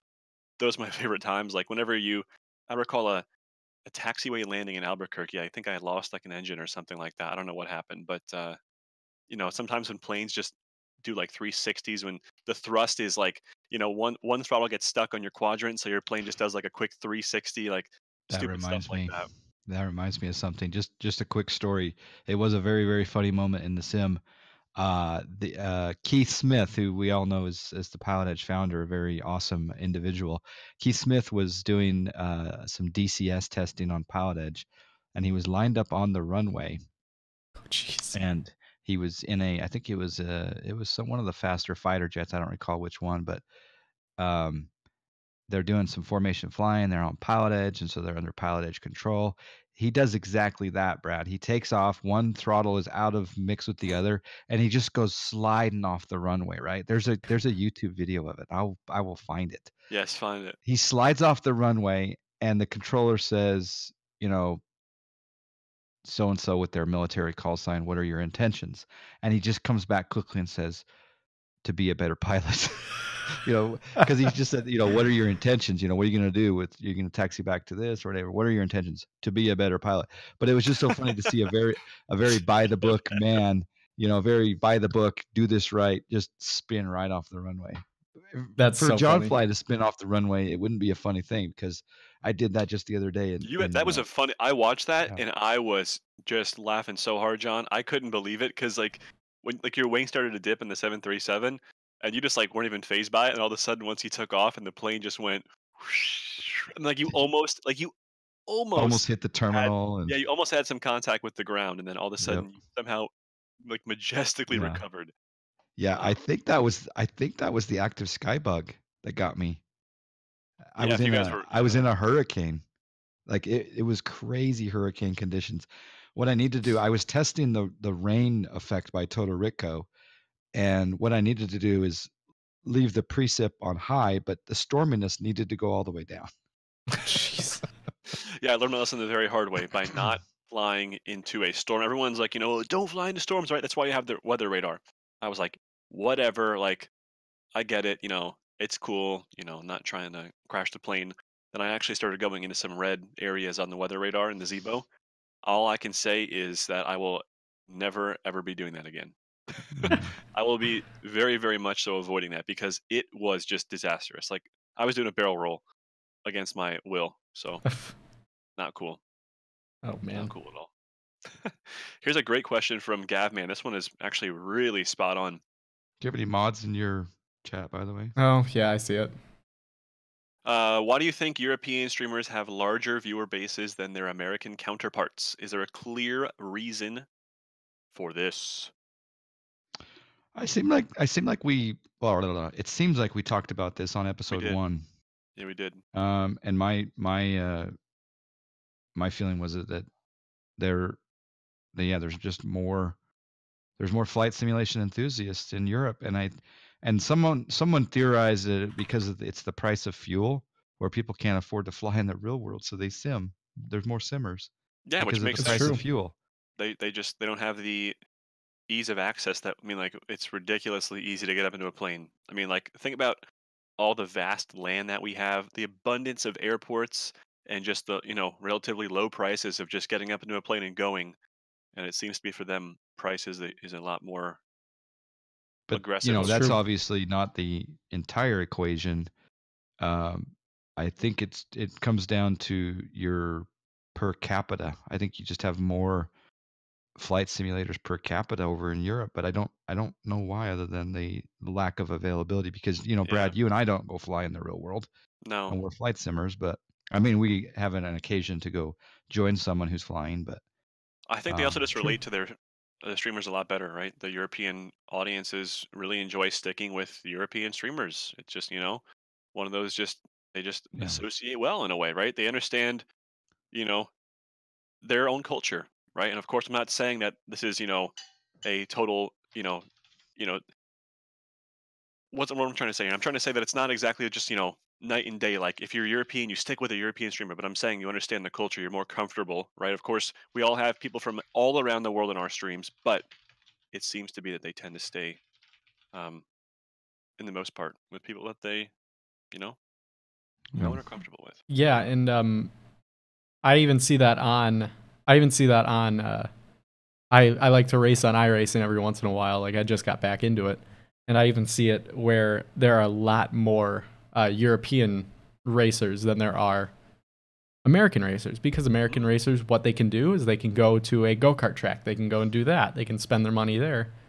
Not saying that it's not happening over there, because there's a lot of racing series over in I'd say a lot of Europe. racing culture is big over there, Big, right? yeah, it's big, but it's one of those things where uh, it's almost like they don't have the ease of access to do it. Like we said, flying in, I think somebody was saying, I'm not 100% sure about prices, but somebody was saying like flying in England is like every landing, it's like $30, like, or 30 pounds or something like that. I don't remember what the exact price was, but it's incredibly expensive to do all that stuff.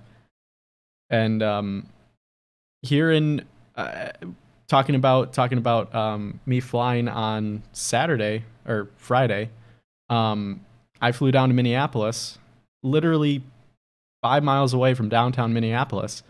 I paid $15 for a preheat. That's it. I didn't pay a landing fee. I didn't pay for fuel. I mean, I got fuel, but just it was a very cheap price, and it's all super super cheap to do, as opposed to other places of the world where gas could be somewhere between 10 to $15 per gallon. I was actually in a video chat with Matt Guthmiller yesterday. If you guys don't know who he is, circumnavigated the world in his Bonanza. He's the youngest one to do it. And he said his average price for fuel was $10 per gallon, because Abu Dhabi was like $16 a gallon. So it's hard to do it in some places. But yeah, There you go. there you go. Back to flight simming. Honest opinions of UK 2000 X-plane airports. Anybody own those? Do not I own don't them. have any. Same here. I don't know. I mean, they don't. I don't know. I don't hear a lot of hype or anything really about them. I'm not even sure what they develop, to be honest. What airports they develop. I'm not really Something too that we often. have to take a look at. Obviously, we fly more in the U.S. than we do Europe, all three of us. But I would say that they've done a good job on the P3D side of things, right? Haven't they? So there's probably some good products out there. But Yeah, to me, I have a hard time buying an airport in Europe though, because of the fact that it is that I literally will go to that European airport maybe once, twice, 3 times a year. yeah, You know, unless it's Yeah. a major airport. But even then, it's not that often. yeah, yeah. I just don't really know too much about them, to be honest. There. Might check them out in the future, but not a whole lot of hype from what I've heard. No one's saying, Brad, you gotta check this out. You gotta buy this, but it could change. But we'll It could. we'll take a look at it. I'm assuming they're on the Sim Market store. But Yeah, probably. we got another question here from Matt Pilot 63. He says he's really considering the JAR Design 330 because I need a good long haul craft. Honest opinions on it and performance wise. I used to really like the 330 back with X-Plane 10. I haven't used it in X-Plane 11 that I can recall, and I'm having a problem with activation. Otherwise, it would be the best 330 that we have available. For long haul, my long haul planes are really just only the 767 right now for X-Plane, and then 777 and 74 for P3D. Yeah, Do you guys have the JAR 330? Brad I do. does. I do not. Yeah, I do. I will still go on record with saying that I think that the 767 is the best long hauler currently available to X-Plane, but I do own the 330. I picked it up on sale for 47.95, I believe, which I mean I still haven't really used it, so I'm not going to totally be upset about the price I paid for it. I was hurting for a wide body long hauler. 767 was still older, had not yet been updated to current standards. This was back I think last winter probably that I purchased the jar, and we had some fun with it. It has some issues that I see are pretty prevalent from keep me from flying it. Mainly would be the yawing. There's excessive yawing regardless of your conditions, and it's a tough time to fly it, even on just clear days in calm winds. It's hard to fly it straight because it likes to yaw left and right a bit. The activation thing can be a problem. It requires things to have like jar ground handling. Um, its systems are decent for an Airbus, but um, yeah, maybe I'm just too It's just spoiled not to be up from to flying the back flight here. factor / TOLUS level, I think. Yeah, But again, if you're going for a a long haul Airbus, it's really our only option other than, I mean, to me the FMS actually, or the McDo yeah, actually does work pretty well. So I can't. It's not perfect, and we used to have a phrase back in the day when we were flying the 320 a lot and the 330. You'd get jarred. That's a very common phrase. That's gone. It's gone by the wayside now because I don't fly the jar much anymore. yeah, And but back then, people did take the 330 out on Pilot Edge, so with the yeah. SIDS and stars, and It's occasionally you'd risky. have a hiccup, but That's the problem. back then you didn't want to change. You didn't want to change. It was like, in the real world, when you're talking to air traffic control, you want a shortcut. But when you were on the 330 jar back then, you didn't want to change your McDo. You're like, no, I don't want a shortcut. So yeah, So, that's pretty tough because little things like that can cause huge problems. That's why I'm actually nervous in a way to take the IXEG out on Pilot Edge. I know it's not exactly crazy. I've mm, seen Castrator do it. I actually saw him have issues recently with it, which has further steered me away from using it on Pilot Edge. Of course, Torb does it all the time, but it's one of those things that the VNav just is a bit different, and it's not mm-hmm, it's not bad. It's just a bit wonky because it'll do things like, say you have a restriction. Of 8,000 feet or above. Well, if you're at mm-hmm, 25,000 feet, the plane thinks it's okay, which obviously it's not. You'd like to be at that target, just still above it a mm-hmm, little bit, maybe. So little things like that keep me from flying an airplane like that. But I mean, you never know. I mean, you never know. Jar could. I mean, honestly, I would fly the Jar if they fixed that yawing issue, which people report all the time, but it is not acknowledged nor um, given any thought about. It's kind of a pain, but yeah, I tried to activate mine about 6, 8 weeks ago, and I could not get it to go. And I even stripped out every plugin just to see if it was related to another plugin, and I couldn't get it to go, but it was definitely it's wonky on my end. sometimes. Yeah, Well, definitely can be. maybe they revoked my code because I talked bad about it one day or something. Yeah, yeah.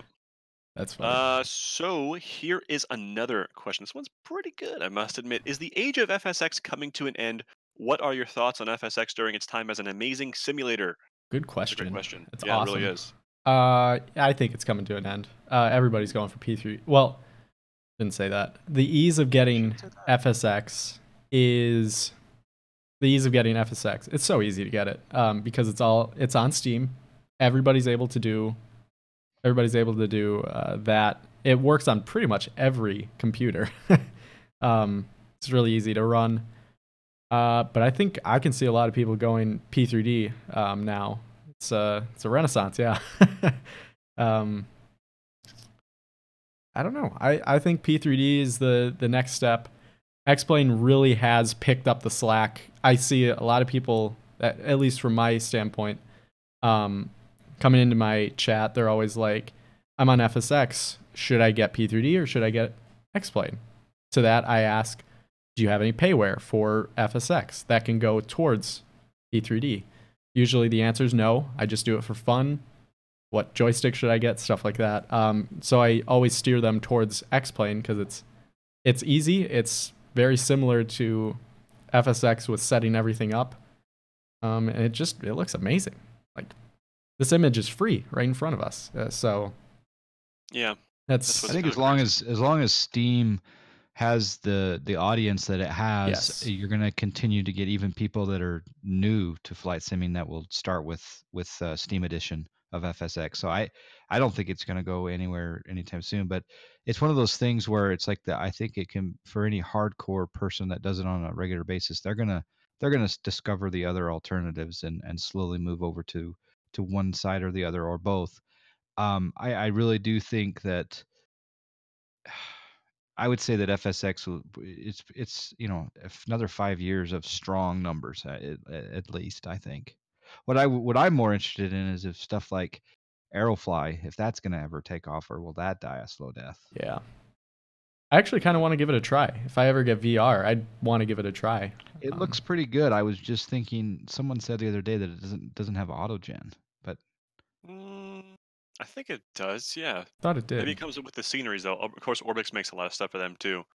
well, But I've been considering it, but it's just like one of those things. Like it's almost like making a step towards P3D for me, right? It's like if Right. I buy that beautiful sim, which I'm going to get great performance in my VR headset, of course I'm then going to be tempted to buy hundreds of dollars in Orbix airports when I should be doing that. I should be doing something else with that money, like well. putting it towards P3D, right? So it's just one of those things that like I have to have the awareness beforehand to not get myself into too much trouble. Yes.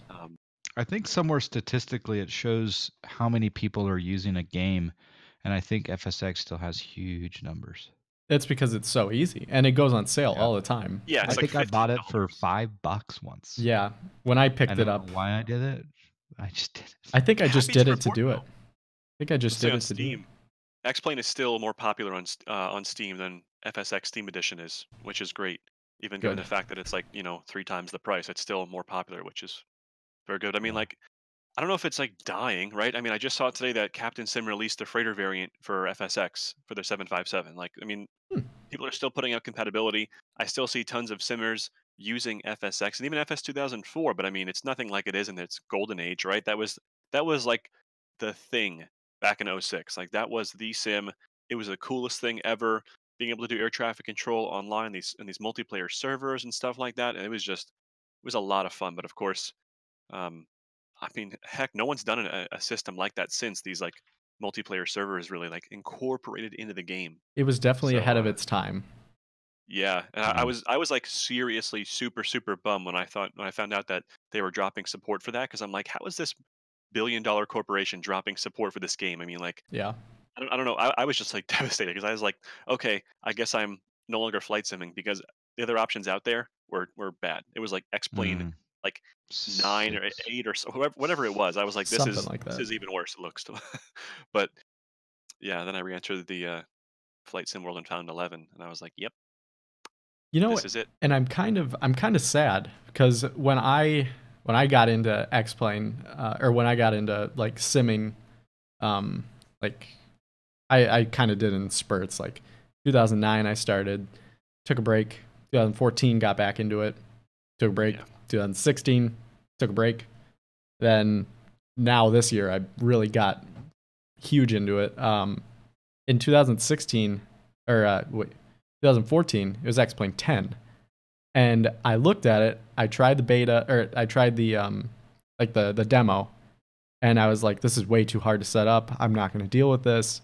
I kind of wish I did. I kind of wish I just would have stuck with it, because it's not a bad sim. It's pretty much X-Plane 11, just not as good. But once I got X-Plane in beta, I was like, this is better than anything I've ever tried. And so that's where we're at. X-Plane's definitely the way to go if you're getting into it, or if you're switching from FSX. That's my opinion. Yeah, I think so. Even I think didn't Matt tell you, John, the other day that X-Plane is now his go-to sim? He did, yeah. I remember him saying something like that. I don't know the exact quote, but he His was preferred definitely sim, I'm pretty alluding sure. to the fact that he goes between the two more, quite regularly. Although his streams seem to be more P3D lately, but Because Never most of know. his, I think a lot of his viewership is primarily P3D. no. Yeah, there's a lot more for him to do, right? He likes to do the Right. long hauls and stuff like that. So I mean, it's kind of makes sense. But another one here to kind of piggyback off earlier. Any reactions, comments on the Q&A from yesterday from X-Plane on YouTube? I didn't watch it. I You didn't guys, watch it. John Yeah, I Caldwell. tuned in. The funny part was they were all in X-Plane logoed shirts except for Austin. Oh, come on, Austin. He didn't get the memo, so I was very offended by that. But no, I think that they were talking about, and it was interesting. They were talking about how some people are like, "Why do you guys focus on the mobile platform so much when you could be, fixing more things on the desktop side?" And what they said is that there's a vast amount of mobile development that actually finds its way into the desktop and vice versa. And then I asked the question to my stream viewers, how many of you use the mobile X-Plane? And there was just a couple people, but most didn't. I Yeah, think there's a large audience out there that does do it. Obviously, Mhm. they wouldn't put time and effort into it if it, for people that maybe don't even have a computer, they will at least want to have something. But I found it interesting that the development work that's taking place on one platform does translate to come over to the other platform, which is nice. So that was the part that I tuned into. Um, there was also some comments about how one day our Nvidia cards are going to be, one day maybe sooner than later, our Nvidia cards are really going to be put to the test, because more and more stuff's going to be pushed over to the GPU, and trying to not be as so CPU intensive. So I thought that was interesting, but I didn't stay long. But that was an interesting moment that I jumped into. Yeah. And I think as GPUs start to progress even more, get more VRAM, 'cause what is it? The 1080 Ti and the 2080 Ti both have 11 gigs of VRAM, which is great for like X-Plane. I'm starting to get limited with my 8 with yeah. my 8 gigs. So I worry that as they progress and as they keep progressing with it, we're gonna have to start improving a lot of things, or they need to really cut back on a lot of certain aspects. But currently, I think the sim is great. All right, Yeah. one word answers. Did you Ooh. answer that question, Brad? That Which one? You didn't see the Q&A yet. Yeah, there is a YouTube video No. of it. Okay, one word answers from each of you. Just one word answers. What is your favorite cheese? Cheddar. Cheddar. Mine's Gouda. I'm gonna go with the Kerrygold Dubliner. It's almost like a hybrid between That's not one Parmesan. word. That's multiple Kerrygold words. There you Dubliner. go. Dubliner. Outside of one word, I'm also a big fan of there's so many different cheeses. So I can't. Don't even get me started. One word, John. The Yeah, exactly. Are you guys going to do shared cockpit? Do you see that happening? That's Ooh. another question from Taco83. Brad, you and I Sure. we still have to do our shared cockpit flight. Yeah, we just haven't done it. Yeah. Just have not done it. Haven't But gotten it together yet. But it's one There of those are things where, well, go ahead. I was going to say there's about a half a dozen people that I've supposed to do shared cockpit with, and it's a pity that we don't have a platform to be able to do it with anyone. But the truth is you have to give someone your IP address that's Yeah. that's when the you part do about it. Smart Copilot, and so I trust these two yahoos, but there's just some random person off the street that I don't know. Yeah. Who, next thing I know, I'm getting DDoSed because I gave out my IP address. And the other thing too is if you're streaming, back in the day when we used to use Smart Copilot, and someone could accidentally expose the IP address. So not only do you give the IP Yeah. address to that person, but it actually used to be display on the screen. Yeah, Really? I do Yeah. remember that. Yeah, and you had to be really careful with going to a certain window of the Smart Copilot. So hopefully JSnap 1982's shared flight deck plugin add-on hides that, and there are other opportunities for VPN usage to block your IP, but Yeah. And I think I did it once back in like May or something. Not gonna do it again because the person that I did it with ended up starting to not like me. And if you would have saved that IP, could have very easily hurt me, my stream, my internet. Luckily, Yeah. I'm not in the same location anymore, so he has no way of doing it. Perfect. Yeah, perfect example of something that I probably won't really use it with too many people either, Yeah, to be honest. I have it as like a tier 3 sub perk, but I mean, after thinking about it more, I probably will remove that because it just doesn't seem logistically and yes, reasonable to do. I mean, I yeah. would do it with either one of you. Well, no, yeah, I mean that's something like that's fine, but I mean just and like Jason And is there, saying here, it's that no one's IP is private. Yeah, but it's the fact yeah, that it's more difficult to get than it would be just shared cockpit. It's there, right? You don't have to do any work to right. yeah. have it. But Now I remember back in the day when I did shared cockpit with JSnap himself, and he had a static IP address that he just and his IP address doesn't change. But we here on the ISP side of things, unless we've paid for it or requested it or somehow got it, our IP address is changing from time to time. Right. So, but yeah, as I was hinting toward, he said shared flight deck will solve the pain point of configuration. So, and a lot of That would people be use great. Hamachi VPN or other VPNs to do it. But I have had good times with JSnap. I had good times with Josh and Max, and I've done shared flight deck with. There was a guy back in the day. He hasn't been around much, but he used to. His name was FSX Guru.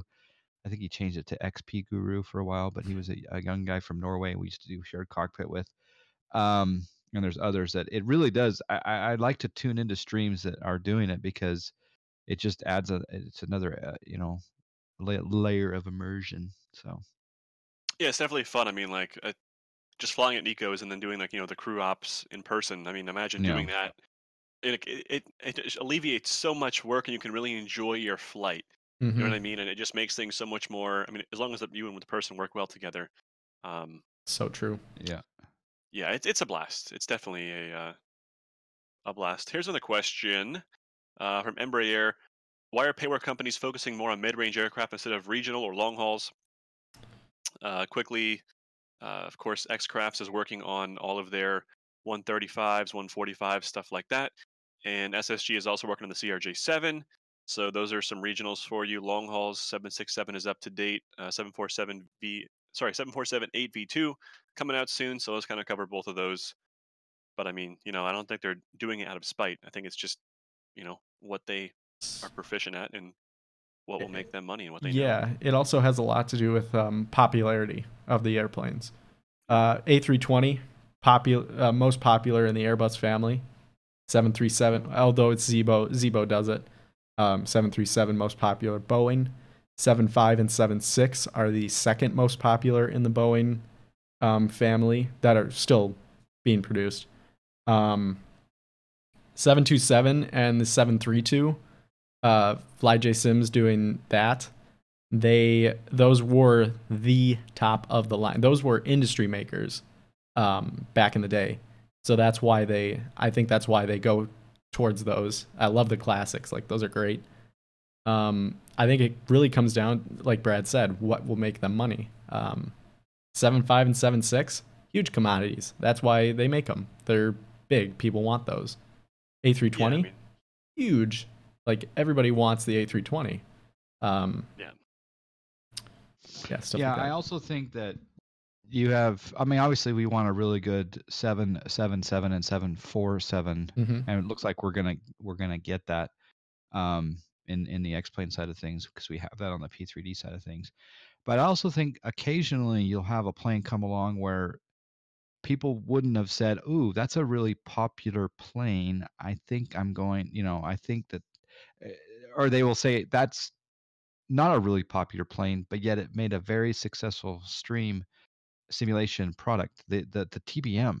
I mean, people wouldn't have thought, "Oh, that's a very popular plane," but because of the quality of the TBM, it is. It's just like it's the best GA aircraft out Puerto there. Rico's made it the most popular. Yeah.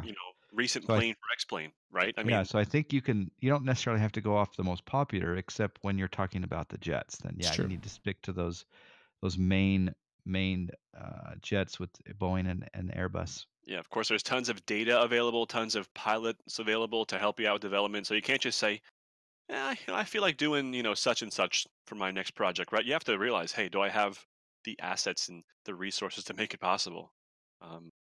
Right? So. And obviously, it's much more difficult to do, say, a 787 than it is a Piper Archer. Yeah. Just a bit different from what I understand. Just a bit. Here's a good one coming in. Can you see an add-on as complete as FS2 Crew coming to X-Plane to simulate multi-crew? I have never owned FS2 Crew. I can't really attest to this. I am an owner. I am a current owner of FS2 Crew.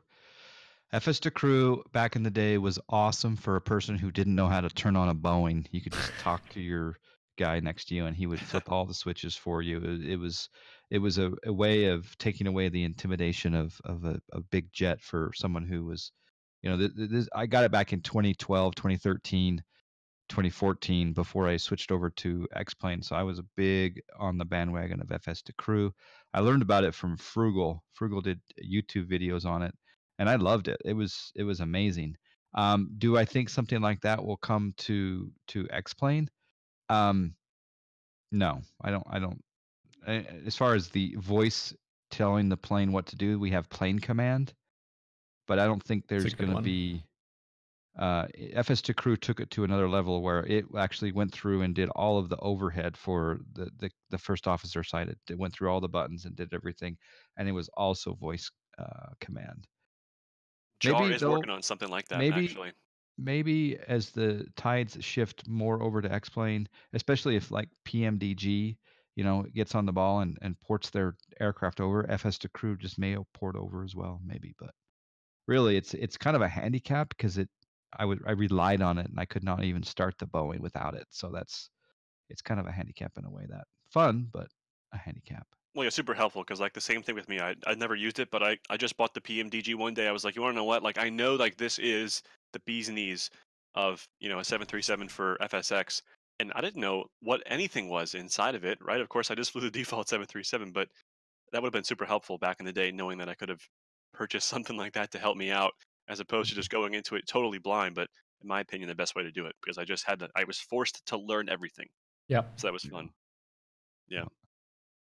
But, and then, of course, JSNAP's shared flight deck will incorporate some new features with regard to sharing with, not just two people, but maybe additional people. So that would be great. A multi-crew experience, but it'll be more real world people manipulating buttons, knobs, switches, etc. Yeah. All right. More questions? Keep them going. You guys ready? Sure. Yeah. All right. So this has kind of been asked a little bit before. But what do you think are the most exciting add-ons going to be for aircraft, GA or commercial-wise, in the future? I think the big one that stands out is flightsim Q400. Definitely. That's pretty epic. Anybody else have any other? On the short term, I really hope that I mean, obviously the Q4 is going to be probably next year. Yeah. So this year, I'm really hoping that CRJ 700 releases. Yes. So that's supposed to be before. Sorry, that's supposed to be after the SSG 748. So right now, according to the post on their forums, on the X-Plane forums, SSG is focusing primarily on the 747-800 right now, and that is taking precedence over the CRJ7. They say. And I actually think it should, because I think it was they announced that project before they even announced the CRJ, correct? I don't know if Because they didn't it's really been ever in, formally and they kind of didn't really announce it. They just kind of said, yeah. "What do you guys want to see in a V2?" They were It's a like, And "Okay, then we're somebody said, It's a pity they can't be developed at the same time. Two different teams. But yeah, they Yeah. don't have the infrastructure that Flight Factor has, so that would make sense. No. but they're shooting for a mid 2019 release for the CRJ7. Uh-huh. So what does that put us at? Maybe like I'm not sure. I mean, again, developers have been notorious for delaying releases on certain things. So Yeah. I mean, it could that could be mid 2020 for the CRJ7. You never know, right? Yeah. A lot of hold up stuff like that. Rotate MD11, Dogo DR in the chat here saying rotate MD11. That's pretty big, but I haven't heard anything about it. That's what I was about to say. I There's haven't been heard like anything. not really much news. I'm Mm-hmm. positive. Just most people on the forums just saying any updates, any updates. I haven't really bothered No. taking a peek at it, to be honest. But If you guys have any updates, let us know. yeah, definitely let us know. I'd be curious, but that's going to be a huge one as well. Rotate puts out a solid product with the MD80. It's Yes. awesome. So that'll be super cool. That'll be nice to I'm see. trying to think. The 700, honestly, the CRJ 700. If Jay Roland's able to do a 200 V2, even better.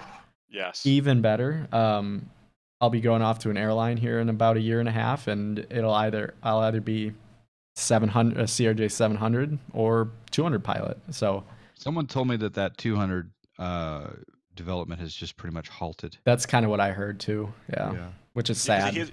He is working on. I mean, he is active working on things like the Marchetti. Is that what it is, right? The SF. Yeah, the 260. Yeah, the 260. Yeah, so he was involved in that. So he is.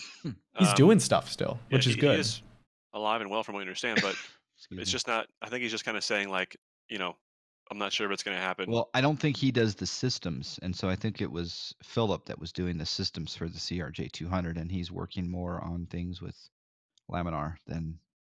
Okay. That's what I've heard. Makes anyway, sense, but yeah. I can't know for sure, but in the meantime, the CRJ 700 will be. I'm excited about that because, and again, it all comes down to the FMC. Yep. Is that what you call it in a CRJ? Is it an FMS, FMC? Sure. It's flight management system, flight management computer. Yeah, same difference. I want a good regional jet that has a solid FMC, and that's what I'm really hoping about for this 747 that's coming apparently sooner than the 700. I want a solid FMC. Yeah, I agree. Yeah, the X-Crafts actually confused me. That's kind of holding me back from buying it too. Sorry, the Embraer series, I should rather say. That looks like to be one confusing jet, and like, yeah, I want the 170 because it's just like super cool. But at the same time, I feel like learning that FMC is got to be like super super difficult because it looks really confusing. It looks like the opposite of everything I've ever been taught. It's so weird. It's not even close to anything realistic. Yeah, it looks so fantastic. That's why everybody says if the X-Crafts and the SSG 175 could have a baby, it would be the perfect airplane. But my God, it is hard to fly. It's the worst. It is the worst thing to fly. I kind of wish a lot of developers commingled in that regard, but I mean, it's just not logistically possible here, I guess. Question from DigiDriver here says, I've noticed Pilot Edge has remained a regional service. I've been intrigued by Pilot Edge and considering jumping on and wondered what you guys think they will need to do to gain more users and become something approaching epic controller levels in real life. I think they've actually probably already achieved the epic controller level, but I'm not sure how to really answer the question here. What do we think we need to do? Well, what do we think they need to do to gain more users? I really think it comes down to they're doing everything they can as far as Twitch streams and there's YouTube videos and I really do believe those monthly events Those help. Yeah. And those seem to have stopped. So I hope that those will return, because we know that the FNOs are pretty popular on VATSIM, Oh, yeah. and there's some IVAO events that are pretty popular. I think those having when I load up on Pilot Edge, and there are 10, 12 guys at the same airport, all getting on their way out to the runway. It's just I love that. I love that feeling. It's cool. I also will adjust my schedule, my real world schedule, based on events. Oh, nope, I can't do that. I've got to go to the Pilot Edge event Yeah. so I'm hoping that they will get back on that once a month thing. Now, as far as coverage, yeah, I would love to see the United States be entirely covered, and then I would love for them to move to Europe. But it's but right now the staffing, the amount of staff that they would need to cover more east, Oof. they would have to have probably They'd have to have at least 500 more subscribers probably. Yeah. And right now there is a cost. There's a cost. It's a pretty significant cost to get on Pilot Edge, and I think it's this whole idea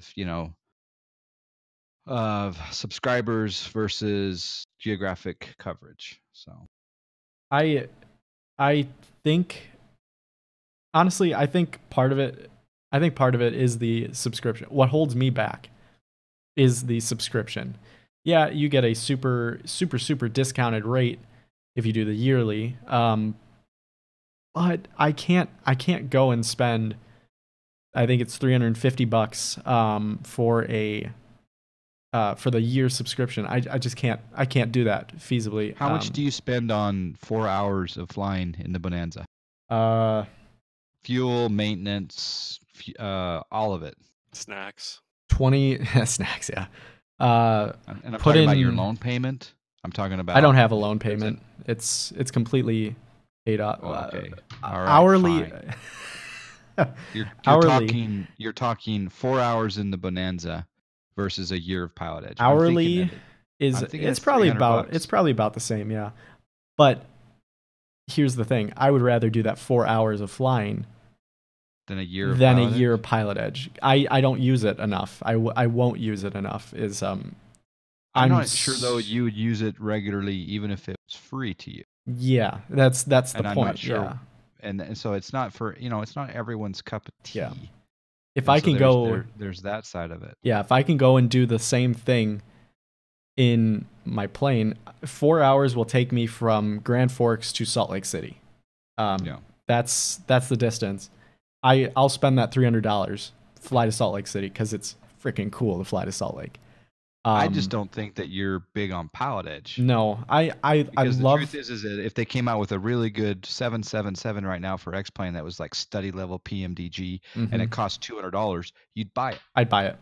It's the weirdest thing with me. So I think it's just you're not big into online ATC. Yeah, and I think part of it, which is fine. It's just part of it goes toward. It's not so much the money. Like I say, a lot of people say, "Oh, it's the money. It's expensive to do it." It is expensive, but you if get I'm real willing, world ATC also. Yeah, and real world. I hate saying it, and again, it's gonna look like I'm making them look bad, which I'm not. I'm not trying to do that at all, but I think the ATC on Pilot Edge is a bit excessive. I think sometimes excessive as in. I think they're very excessive with rules. They're very excessive with a lot of things. I love that, and that's what takes it to another level for me from perspective. And actually, if they didn't take it to a certain level, you'd have a lot more shenanigans on the network, I think. But yeah, and I think a lot of, because I can go very easily. I can go and fly with real controllers that are trained, like fully trained into the whole controlling aspect. And the more senior guys, they're the most chill guys. Like you can, if they're not busy, you can have a conversation with them. Yeah. Whereas Pilot Edge is always busy. There's unless you know the controller. So like there are a few people that know like AJ, a bunch of other people. It's unless you're those people that know them and you can have a conversation with them, it's not fun to me. See, and I kind of go from the aspect that VATSIM is too much not professional enough or not accurate enough or not and Pilot Edge is that level of Pilot Edge is what got me to be able to talk in the real world. And that's the bottom line is the Yeah, Pilot Edge got me exactly. to be able to talk in the real world comfortably to all big class Bravo, Tracons, this, that, and the other.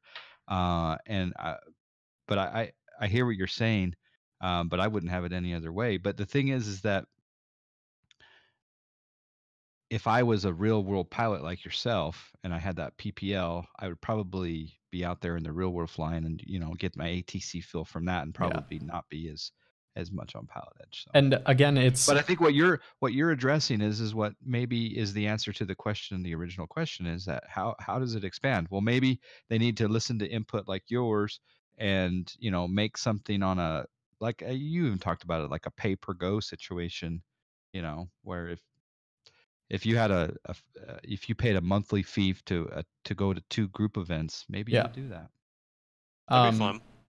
Yeah, and I think another thing is pay for flights. Like I think you just kind of said that. Instead of a monthly fee, you pay per flight. So I would maybe use it three times a month max. And if I could pay, I'll give you $5 to do this flight, or I'll give you $7 to do this event. flight. Yeah, $5 an event, exactly. The problem is that how much of how do they do that from the software side of things? How That's do they true. limit Yeah. X users from being able to just do events, or do they just be able deactivate to? their. Do they flip a switch and just say okay? Or maybe it's a daily thing. You pay per day. They can do the monthly thing where it's 31 days or whatnot, or per month. Pay You just pay a day. $5 a day, and I think that would really increase the amount of people. And if it's $20 or $40 per month, and you're paying $5 a day, they're actually making a profit. If you fly, let's say you fly 5 times throughout the month, it's $25. Or you fly 5 days throughout that month, it's $25. Yeah. If you get full coverage, that's a little bit less than what they make, but you're still gaining those people. And again, going back to the IRL stuff, I try to fly consistently 3 or 4 times a week, between my CFI work and flying the Bonanza around. I'm talking to ATC 5-6 times a week. I don't necessarily need that interaction on PE. I would just like to go. Fly, hang out with people. If I'm streaming, if I want to do a group flight with like Brad or John or Bish or whoever, I go and do that. I don't need to talk to anybody. That's most of the issue. Yeah. But I will say, Robbie W says in chat that VATSIM can be a real yes. The UK sector. The parts that he's controlling, we go through a lot of effort on TeamSpeak to make things realistic and coordinate like we do in the real world. Yeah, I'm saying even like the Boston ARTCC guys, and there's several areas that are much more accurate with their operations, the way things that are to be, the SOP. I'm not saying that it's all, but there's some areas where it's just like, whoa, did I just hear that? And sometimes I just can't even hear what they said, but hopefully that codec will come.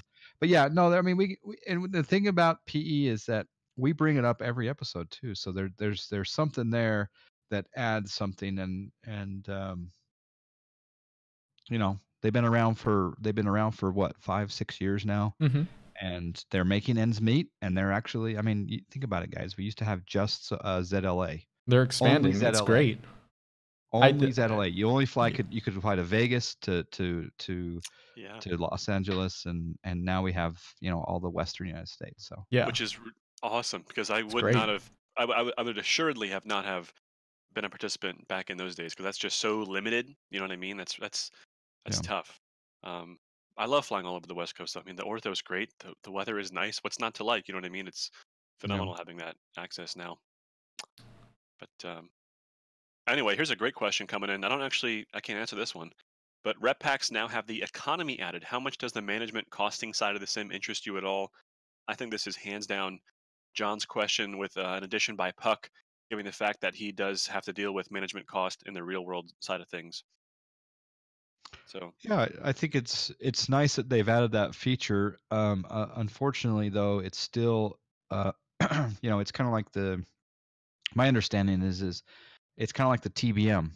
How you buy, such and such part is out. You click the button to buy a new one or repair it, and it shows you the amount of money that you have to spend in the real world on that part had you really done a hot start, for Mm-hmm. example. And then the rep, obviously, it shows you how much you would have to spend. But there's still not it's not a huge interest to me because it's still not an economy that is tied to other people. And that's where FS economy shines, is that I can actually do wheel and deal, for supplies, fuel, airports, planes with another real human being. And that's, to me, is what I call an economy. Interacting with a computer, it's It's kind of like that cool. Yeah. PC simulator build, PC building simulator. I yeah, have zero interest in building building a computer on a sim on a platform. computer. Yeah. I don't have much interest in an economy unless it's interacting with other people and I'm having to wheel and deal for an airport, for example. Yeah. And I agree with that. I think But if someone likes it, yeah, more power to them. it's totally up to the user. It's not something I would do, considering I have to deal with it now, and I don't want to look. Yeah. I don't want to look at cost. You blow a cylinder, that's $1,300 right there. I don't want to. I don't want to think about that. I actually just now have to go and get an oil change, in the plane, so $150 down the drain right there, and do that every 25, 30 hours. I don't need to think about that in the sim. I'm on the sim to get away from that. But it is cool, especially having the rep pack. It simulates pretty much everything, every single aspect. You bust up a prop, you bust up a governor, you fix it. You blow a tire, you fix it. It's a set cost, whatever. You have to do that before you can fly.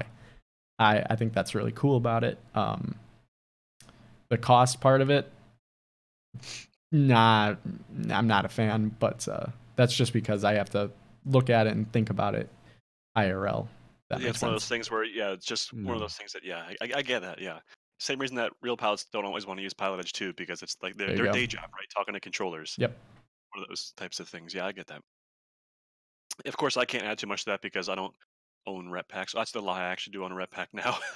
But As the beach, the yeah, 33. the beach. Yeah, but She's a yeah, I don't know beach. too much about that. I'm not huge into the economy stuff at all. I don't dabble in FSE or any virtual airlines or stuff like that, so I can't really attest to the economy side of things. But again, if it's your thing, yeah, definitely go for it and enjoy it for sure. Here is Yeah, a the Sim okay. Buddy's taken off too. I was gonna comment on that. No, yeah, go I ahead. don't Yeah, use that's Sim Buddy, but Captain K-Man and others are doing the Sim Buddy economy side of things. yeah, that's pretty in depth from what K-Man's told me. Sort of stuff like where if somebody were to accidentally, destroy a plane, they will have to, it's like it's pretty in depth the simulations that You know. it permits in terms of monetary and economy and stuff like that. So it's pretty cool. But here is a question from Mr. Kjo, which is it's difficult, guys. So get comfy. Default weather versus active sky versus SkyMax versus X Enviro. I'm not sure. Wait, what? Yeah, I mean, I don't know how to. I'm not sure if we're supposed to compare them all. I only use Active Sky at the moment. That's my favorite out of the four that you've listed for sure, and I love it. And there is a reason I have not bought any other weather add-on Yeah. since before. So Yeah, I don't use default. And it's pretty well known that I use Active Sky for X-Plane and SkyMax in conjunction with each other. Obviously, we've talked about it before, but when X Enviro 1.1 comes out, sure, temporarily remove Active Sky for X-Plane, Active Sky for X-Plane and SkyMax Pro, and use X Enviro because it has its own engine, right? yeah. So here's a question for you, John. Now, knowing the fact that you can take and put any clouds into the Active Sky system, like any Mm-hmm. cloud textures from anywhere. Mm-hmm. Let's say, again, this is probably not actually possible, but let's say you could put the 3D clouds from X Enviro into Active Sky and replace those textures, would you use the engine from Active Sky in conjunction with the textures from Xenviro? Or would you just go solely one or the other? I guess it doesn't hurt to experiment, right? I mean, just to mix and Frankenstein it. Yeah. If to figure out what's going to be your best. I mean, some people swear by certain combinations, and right now I do one combination. But yeah, I'll try it. Why not? Why not try it? I from what I understand, Active Sky Cloud Art is coming to X-Plane. Yeah, Um, 2019, I believe. and Oh, sorry, we're in 2019 now. we're gonna have options, but as far as I'm concerned right now, the best combination is SkyMax Pro and Active Sky for X-Plane. It's just the best. Yeah. And I'm not using X Vision yet. Come on, Yeah. man. Let's get on that. Gotta get you on it. Next question we have here. Any details on the Avro RJ that's coming to X-Plane? Anybody have anything on that? I've heard nothing. I've heard it was announced. That's about it. Yeah. Yeah. I haven't heard anything. Okay. Good Short question. and sweet. Good question. Short and sweet there. Another interesting question here. What are your thoughts on the upcoming INI Simulations A380? Never heard of it. Have no idea. Anybody Nope. have anything on that either? No clue. Is that Metar or It says INI Simulations. Never heard of that there. I can see. I don't know. Oh yeah, I just Googled it. Keijo asks Never if heard of it. 11.32 is better than. Keijo, I have to disagree. 11.31 is great for me. It works perfectly fine. Have no issues with it. 11.32, on the other hand, gives me grief. I've had, it's a known bug. There's no wins up at cruise on 11.32. And Ben Supnick was away for a while, so I'm not sure if he's fixed that yet. But 0.31 works great for me. What about you guys? What are you using right now? Sorry, can you repeat the question? Which X-Plane version are you using? 1132. Yeah, 1132. Yeah, I would just be careful and make sure you can revert off of that, because I was doing my flight and it's a known bug. There's no cruise winds, so it's a good thing if you're heading westbound, but it'll also add up some time if you're heading eastbound. That's kind of a pain. But below, I forgot what altitude it is. There are winds near the surface, which is good for like landings and stuff. But Yeah. it makes a huge difference at cruise. Like it can make a big difference, as Puck, I'm sure, I knows when planning for fuel. I didn't notice when I was flying it the other day. I didn't notice any issues with the cruise winds. So maybe it's just a bug on some systems. I'm not 100% sure. Yeah, I don't know. He said zero cruise winds, and I was like, well, sure enough. I'm looking at my navigation display, and I had nothing. Right. I was like, well, that's great. So it's not the worst thing in the world, but yeah, Keijo, 0.31 was fine for me. No 3-1 issues was there. great for me. Would you like to see Rex make things for X-Plane? Yeah, I own Rex for FSX. I use their weather and their airport HD textures, and it was awesome. I think Rex was in my stream yesterday. That's pretty cool. The official Rex. Wow. And there's zero X-Plane development right now, but it's something that they are, quote, looking at. Interesting. And you asked them that yesterday? Yep. I think not so much. I wouldn't want Rex weather because we have Xenviro, Active Sky, SkyMax Pro. We got all these. But it's one of those things that they've been doing it for so long. That's true. You know what I mean? They could, it could be big. Now, again, if they come to X-Plane, it would be one of those things where they have to start from scratch. Right. Of course, it's not anywhere near the same implementation, but knowing their expertise, their experience, and the resources and team that they have, it could be monumental. If it were to, I use Skyforce in P3D, and it's great. So I think but I use it in conjunction with Active Sky on the P3D side. I think if they were to come over, I would for sure go with the ground textures. That would be. I love Mr. X's. His stuff is great, but I think there are some issues that could be fixed. Well, there wasn't anything for free that was respectable, right? For FSX, which is why I had that. But if they brought over, they'd have to show me something that like really makes me want them. But yeah, I don't find any issues with Mr. X's right now. I think they look great. But no, they do look great. It's like one of those things. Like it's so weird for us in X-Plane to have to think about paying for ground textures. Yep. Right. But I'm sure one day we'll be sitting here saying, "Oh, it's the best purchase I ever made." Right. just like the sound stuff we were talking about earlier. It's funny how that sort of stuff works. I have a question for you guys before we move on to the next one. I was just thinking about this with the pay for ground textures. What if one day, and this goes out to everybody in chat, what if one day Ortho becomes a subscription-based product?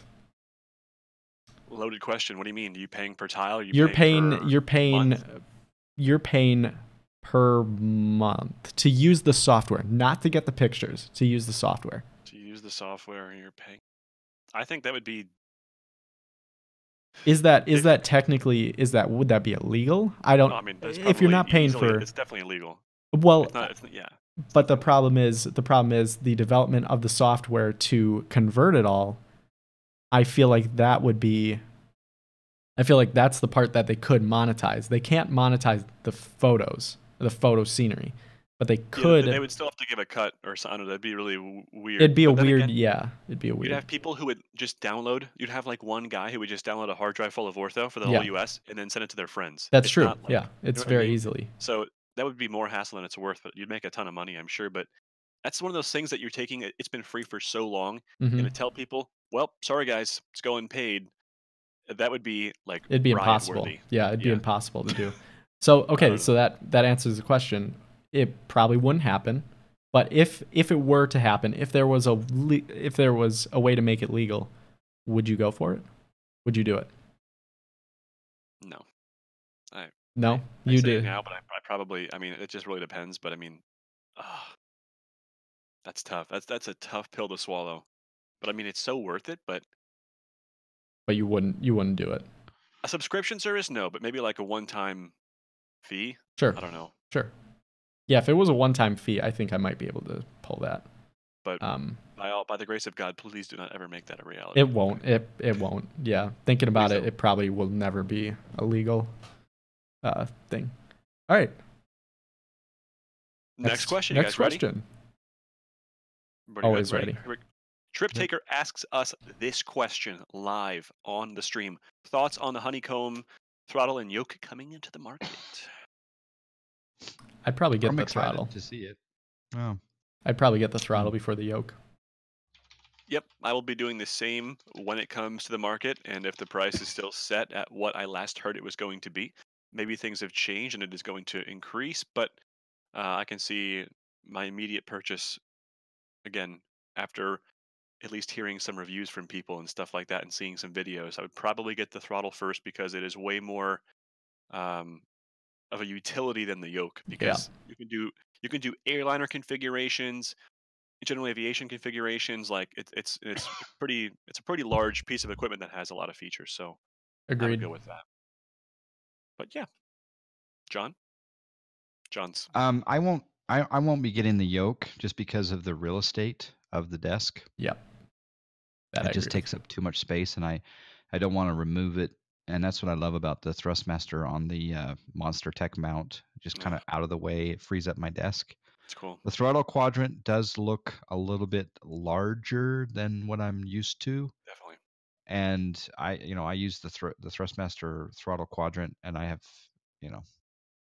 so I don't see myself getting either one of these, but yeah, I'd love to see quality options for those out there that are, cockpit building, and some people can dedicate a computer that they do want to have a yoke and a good throttle quadrant system. So, and the prices don't seem all that crazy. So Yeah, I think for it's one 200 be- a piece. Yeah, it was Yeah, something like that. for the yoke, 220 for the yoke, 200 for the throttle quadrant. So Still cheaper than the Thrustmaster. So I Yeah. mean, Yeah. yeah, by a couple dollars, but still, I mean, you're getting Yeah.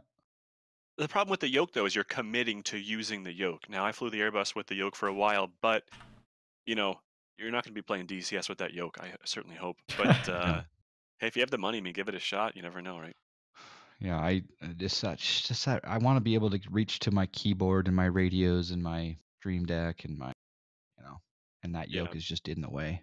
And Hey, you that's- only use the yoke, are you using the yoke in cruise? No. Yeah, that's a good point. That's But a you're good not point. using your joystick in cruise either, but I will fix admit it though back. that when I used to use the yoke, it felt really really nice to be able to use that, and also even it's kind of unrelated, but using the yoke in VR with the Oculus Rift touch controllers and simulating the actual yoke movement, it felt way more natural than the joystick, of course. Mm-hmm. But yeah, just personal Yeah. preference in that regard. But yeah, it should be pretty good. I'm not sure how far along they are. I heard a couple of months ago they were just finishing up some testing model production, I guess. I'm not sure when it's Yeah. supposed to hit the market. We're also kind of relying on you guys to keep us in the loop too. But yeah, it's kind of crazy. You guys are mentioning that controllers can, not controllers, but I guess, sim hardware can be a bit expensive. And I certainly agree. And it's crazy to think that such a small piece of software that the companies realize it's the most crucial piece to flying besides the sim, right? Yep. And they're making a lot of Yeah. money for sure. Yeah, Cash it's cows. crazy. Kjo asks, would we be happier if Laminar didn't roll, make, or break updates literally every time? This is an interesting question because I'm going to tell all of you guys this. None of you are forced to try beta products. It's true. Yep. None of you are forced to try beta products. And when you when you basically turn over, the idea of a stable product by checking that beta box, you are volunteering to go to an unstable, unreleased platform. And so it's on you. If it does break things, stay on a stable version. Don't change. And if you do decide to go to a beta, back up your previous version. I mean, it's as simple as that. It's one of those It's things. amazing the amount of people that complain about beta products, but they don't. And some people take maybe advantage of using the beta for a long time. But with Laminar, with the base sim, you don't have to upgrade. Very true. I think it's that sort of concept. If it's not broken, don't fix it. That's the sort of thing. Yeah. If you're stable on like say 11.3, if you're going good, everything's great, don't mess. Why mess with it? Me personally, I'm a fan of betas. I love betas. If there's a bug, I'll report it. That's not a big deal to me. I like going outside the box. It just makes a more I don't know, how do I say this? It makes me feel more like a pioneer in the concept how lucky we are to have Twitch and Yes. YouTube where we can see versions that other people are using and determining Exactly. whether or not they're having issues. Now, Brad, you flew the update at 320. You didn't have any problems. All these other people were having problems. Yeah. So sometimes it's not a true indication of an update, but I think they fixed everything now in 0.9.4 of the Fly Factor 320. But it's nice that we have Twitch where you can come and watch Puck and Brad and I on 11.32 before you upgrade. Yes. Yeah. And that's I don't the think I've best ever- part. I was going to say, I've never actually reverted off of a beta before. I just go into betas and I don't mind or care. Never had any issues with them except for 0.32. The biggest issue being my personal preference. Just I'd rather have cruise wins. It's not breaking my sim. And on top of that, I guarantee that every single one of us here uses third-party add-ons, which is maybe not ill-advised, but it's not what the sim was meant to run on. So when you start throwing third-party add-ons at your sim and saying, "Oh, my sim doesn't work," okay, but you're adding things it was not designed to work with. Exactly. So you have to understand that maybe that's why it's broken. At the same time, it's not just the developer saying, hey, here's a really bad copy of a beta. It's your sim is going to be broken and we know it, right? It works for them, and it does obviously still work, but it's the third party stuff that really interferes sometimes. And we talked about this a little bit ago. I'm not trying to go off track, but we talked about that a little bit ago with like X Organizer or Skunkworks like Updater. That works for everything. It would be nice if there was a function where people could send in reports being like, this add-on did not work with this beta, or yada yada yada, compatibility alerts. That would be great. That's a long way away though, because it's a lot to develop, but something like that would really be beneficial. Yeah. We've been avoiding this question, but I'm going to go ahead and just ask it. All right. We haven't deleted it yet, so there you go. In the year 2021, Netflix decides to jump on the flight simulation craze and make a feature film starring the cast of PB&J. Wow. You get to decide what actor plays your role. Who do you choose and why? All right, you guys hopefully have been mulling this over because the question's been sitting there for I haven't even thought about this one. But I will just go ahead and say Colin Farrell is who is going to play me, and the only reason why is just because he's much better looking than I am, and much more charismatic. Colin Farrell is my choice. Who was the guy that played Deadpool? Forgot his name. That's is it Jason? Ryan Reynolds. Sorry. Ryan Reynolds. Yeah, him. Yeah. So Puck Vanek will be Ryan Reynolds. I'll be Colin Farrell, and Brad will be. Gotta take Brad Pitt. You gotta keep it in the Brad family here. Oh, You know, gotta show some love. You know, Brad just kind of keeping the Pitt. sport going. We'd have a good time. We'd hang out. You know, it'd be fun. Be fun. I'd be coaching him off set. You know, no. This is how we do it, right? This is how we do it here. This in the show, is right? the studios. Yeah. We'll give him a tour of the studio. Couldn't hurt, but Well, yeah, it makes sense. Tom Cruise would be great, but yeah, too short for me, Max. I'm like 7'5". He's a little short. I'm not sure if he'd fit the role, but no. yeah, it's tough. Like 7'5". But yeah, We're kind of drying up on the questions. What's our time at? We are at 2 hours and 30 minutes. So maybe a few more questions. Yeah, there's the link in chat, guys. If you want to submit the last question or two or three, keep it going. Pump the questions out, guys. This is your chance. This is the last chance. The arm that's in no way. That's funny, but that's an interesting question, though. Yeah, a flight sim movie. I actually do have a favorite actor. I just can't recall what his name was at the moment. Favorite actor? Can't remember his name. No, I just don't know. It's one of the things. Most famous favorite actor. Well, I don't think about, oh man, what's my favorite actor today? You know, I'm not just like going about that. If I see the movie, I'm like, yeah, that's the guy. Matt LeBlanc. I can see not that. Too bad. Interesting, Pennant. Interesting. But yeah, Brad Pitt, go to there. Robbie, interesting question. Not going to happen. Bold Dark says John Wayne. That'd be kind of interesting. Is this at me, John Wayne? At John Wayne Airport. That would be an epic movie. The question has come in, can John start an ASMR channel? I already have. Twitch.tv/JohnFly. There it is. It's ASMR. It's not only audio ASMR, it's also visual ASMR. Visual. Yeah, it is truly visual ASMR. I've had some serious moments of ASMR visually. Absolutely. Here's a question coming in from Max. What is the percent of other categories that wait, Max, You should have read the question first because I didn't understand. Yeah, I'm not sure. Yeah, Max, that may have come in a little bit skewed on our end, a little bit fuzzy here. Can you resubmit that? Yes, please. Digi, again, coming in with a question. What are your thoughts on good computer internals? Yeah, I think for flight simming. Specifically. You got to have the beef. You got to have it. Wow. Recently had a good bit of tuning due to heat management. Able to pump up graphics multiplier on the integrated card. I think that Corsair Hydro series performance coolers are amazing. The H100. If you guys aren't doing that, liquid cooling. I actually just switched to that, John. The new Hydro H115i. I think it's the Pro. Mm-hmm. Something like that.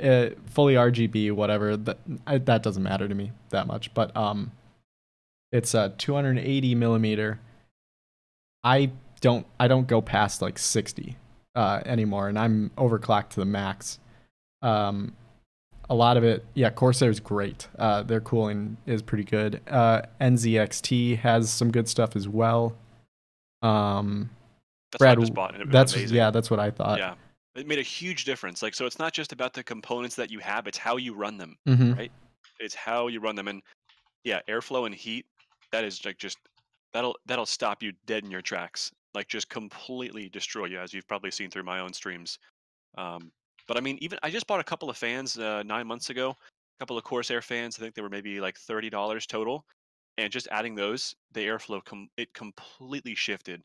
And I dropped about 20 degrees alone just from a couple of case fans. It was huge. Yeah, I agree. But also the internals, think about your shell. My case is very anti-airflow. It is very visually pleasing, but very, very much anti-airflow. And me saying, screw it, I want to see the coolest thing ever. I bought that case. So consider what's also surrounding your equipment, not just what's inside of it. That's huge. And yeah, especially with that, a good case for airflow. It's fantastic. But Digi, a question for you again. You can just answer this in chat. Why are you increasing your graphics multiplier? Do you not have a graphics card, or are you? I'm not sure what the graphics multiplier would do. There's a CPU multiplier for the CPU core clock, but graphics multiplier, I'm not sure why. Even because that's not really much of a thing that needs to change. If that makes sense. Have you guys started seeing these these open air cases? I kind of think they're pretty cool. Yeah. I'll show you the one that I saw at Fry's. I'll just post it here in the chat room. Right there is the link. But this is a trend that as the fans and devices become quieter and quieter, this open air concept is starting to pick up steam. I'll tell you what, guys. I'm gonna throw it out there right now. I'm looking for a new case. I'll buy it right now, like this moment. If any of you volunteer to come on over to the studio, let you in. We'll have some pizza. We'll disassemble my current PC and reassemble the new one. It's just not something I want to take on alone, especially if something goes wrong. I want to have somebody to blame it on. Always There are good to some have a good scapegoat. people out there that know what they're doing. Yeah, so come on over to studios, guys, and we'll definitely get on top of that there. So, Brad, I said if I can make my way out to the East Coast, I will do it. Then what's holding you back? You know what's holding me back? School. School is holding me back. That's important, Brad. Sorry. Jeez. Max, come on over, buddy. I would come over, but I don't. I've retired from PC building, so I buy mine like assembled. I cheat. I'll put in a video card, or I'll put in RAM. I might install a hard drive. It makes you feel empowered when you do that, though, doesn't it? You know, I'm good. I no longer mount motherboards on 2 cases. Yeah, I don't want to do that sort of stuff. Again, it's just like it's like a whole day process. I feel like, at least. No. Yeah. I've never done a puck. Is it? Maybe not. I don't It's pretty easy. It's really easy. It's just you got to be confident. Confidence is key. Embraer Pilot asks, whose idea was it to start the podcast, and why did you choose your companions? Also, when will we have some guests? John, I think I can't even remember how it started. I think so. How it started was, John, you and myself, we were talking about something you were streaming, and I hopped in your Discord, and we were just talking for like 20, 30 minutes. Hey, I was there too. You might have, yeah. I think you were there. Yes, and Saint Wolfric actually said you guys should start a podcast. This would be a good podcast. And then he said something like, call it the PB&J. And then all 3 of us were like, we were just like, what? And so yeah, we That's right. That's how that started. And it's interesting that the second part of the question was, will you have some guests? The discussion is that we're going to try to have possibly a guest on the next episode, or maybe the following after that, depending on schedules. We haven't chosen the guest or offered an invitation, but yeah, and hopefully that person.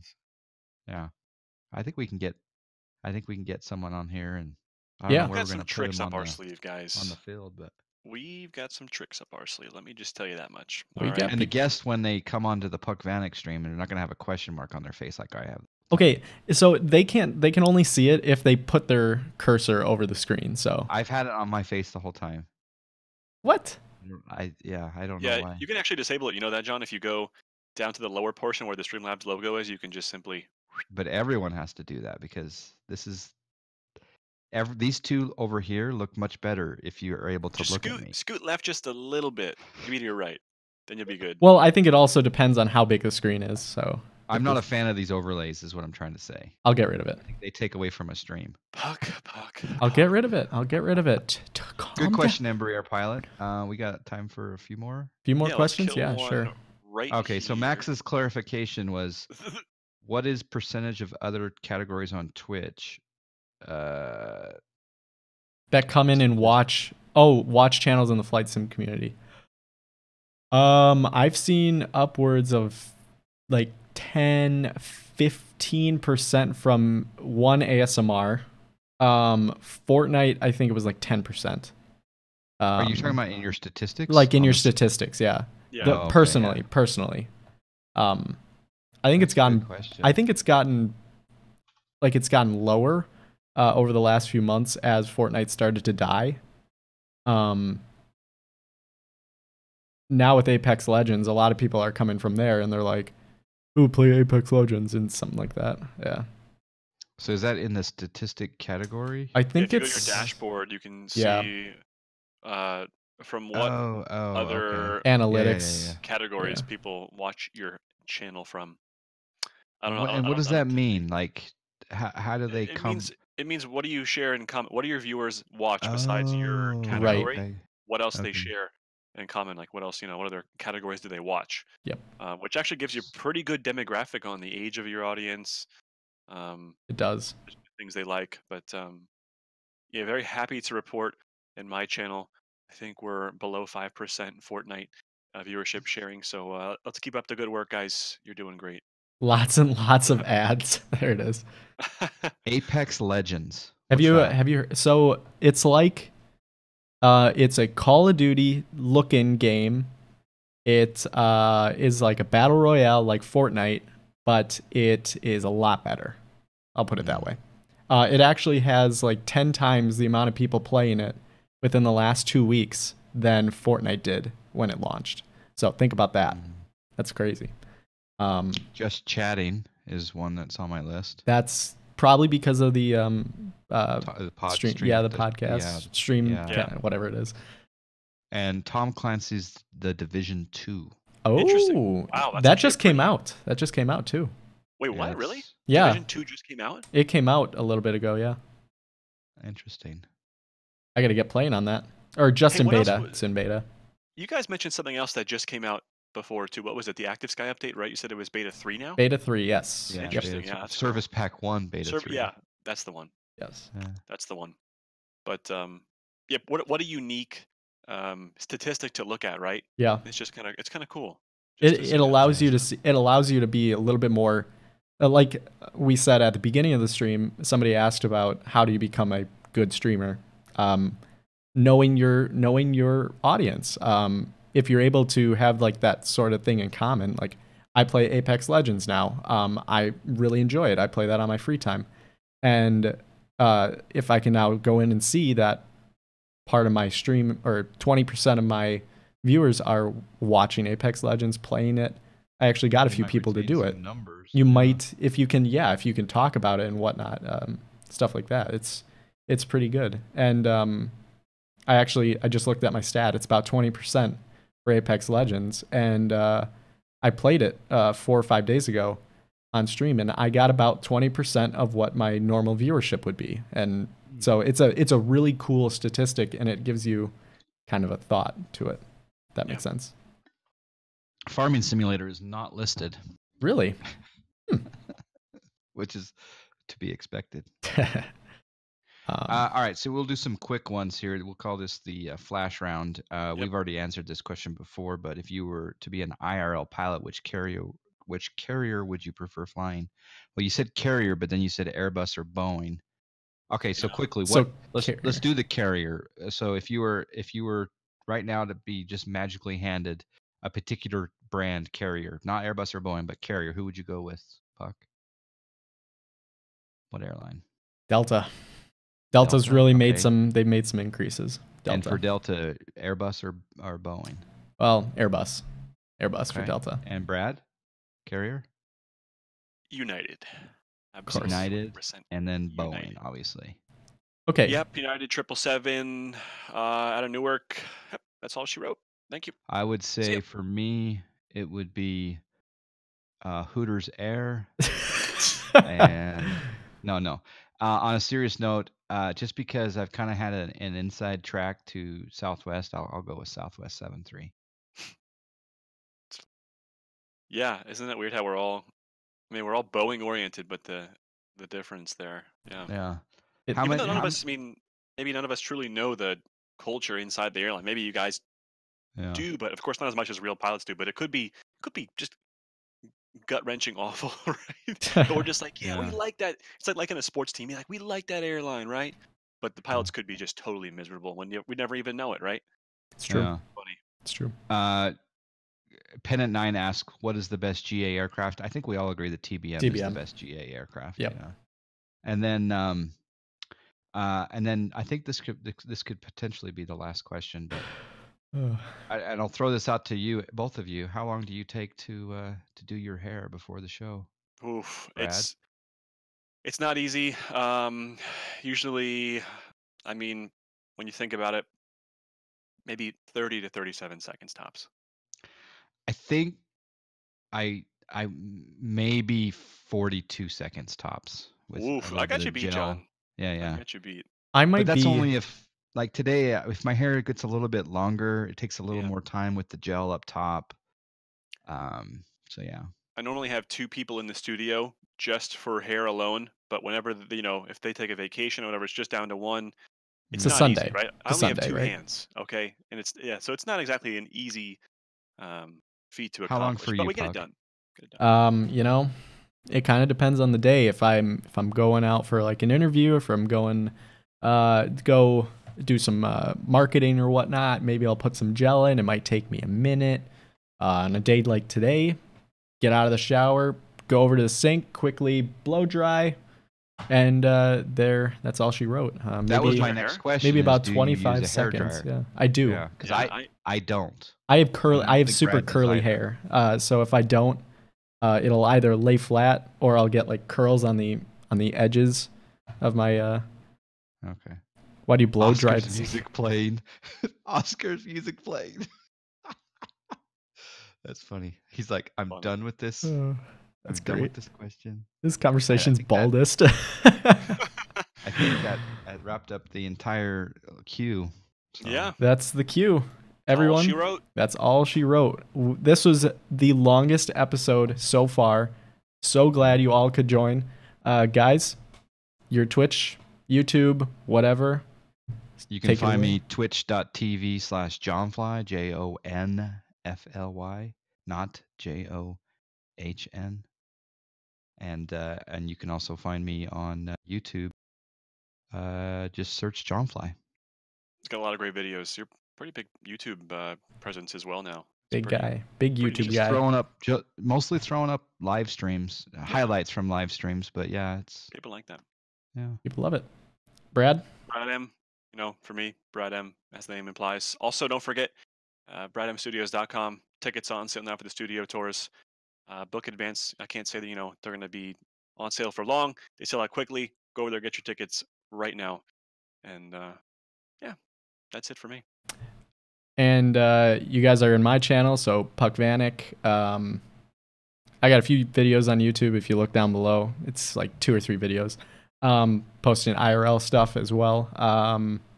Brad, you are doing a stream tonight at 6:30 Eastern, approximately. Yep, showing off Showing the brand off- new Eastern Iowa Airport by Yes. Vertical Sim, and giving away a copy. So Giving stop away a by. copy as well. So stop by his channel tonight.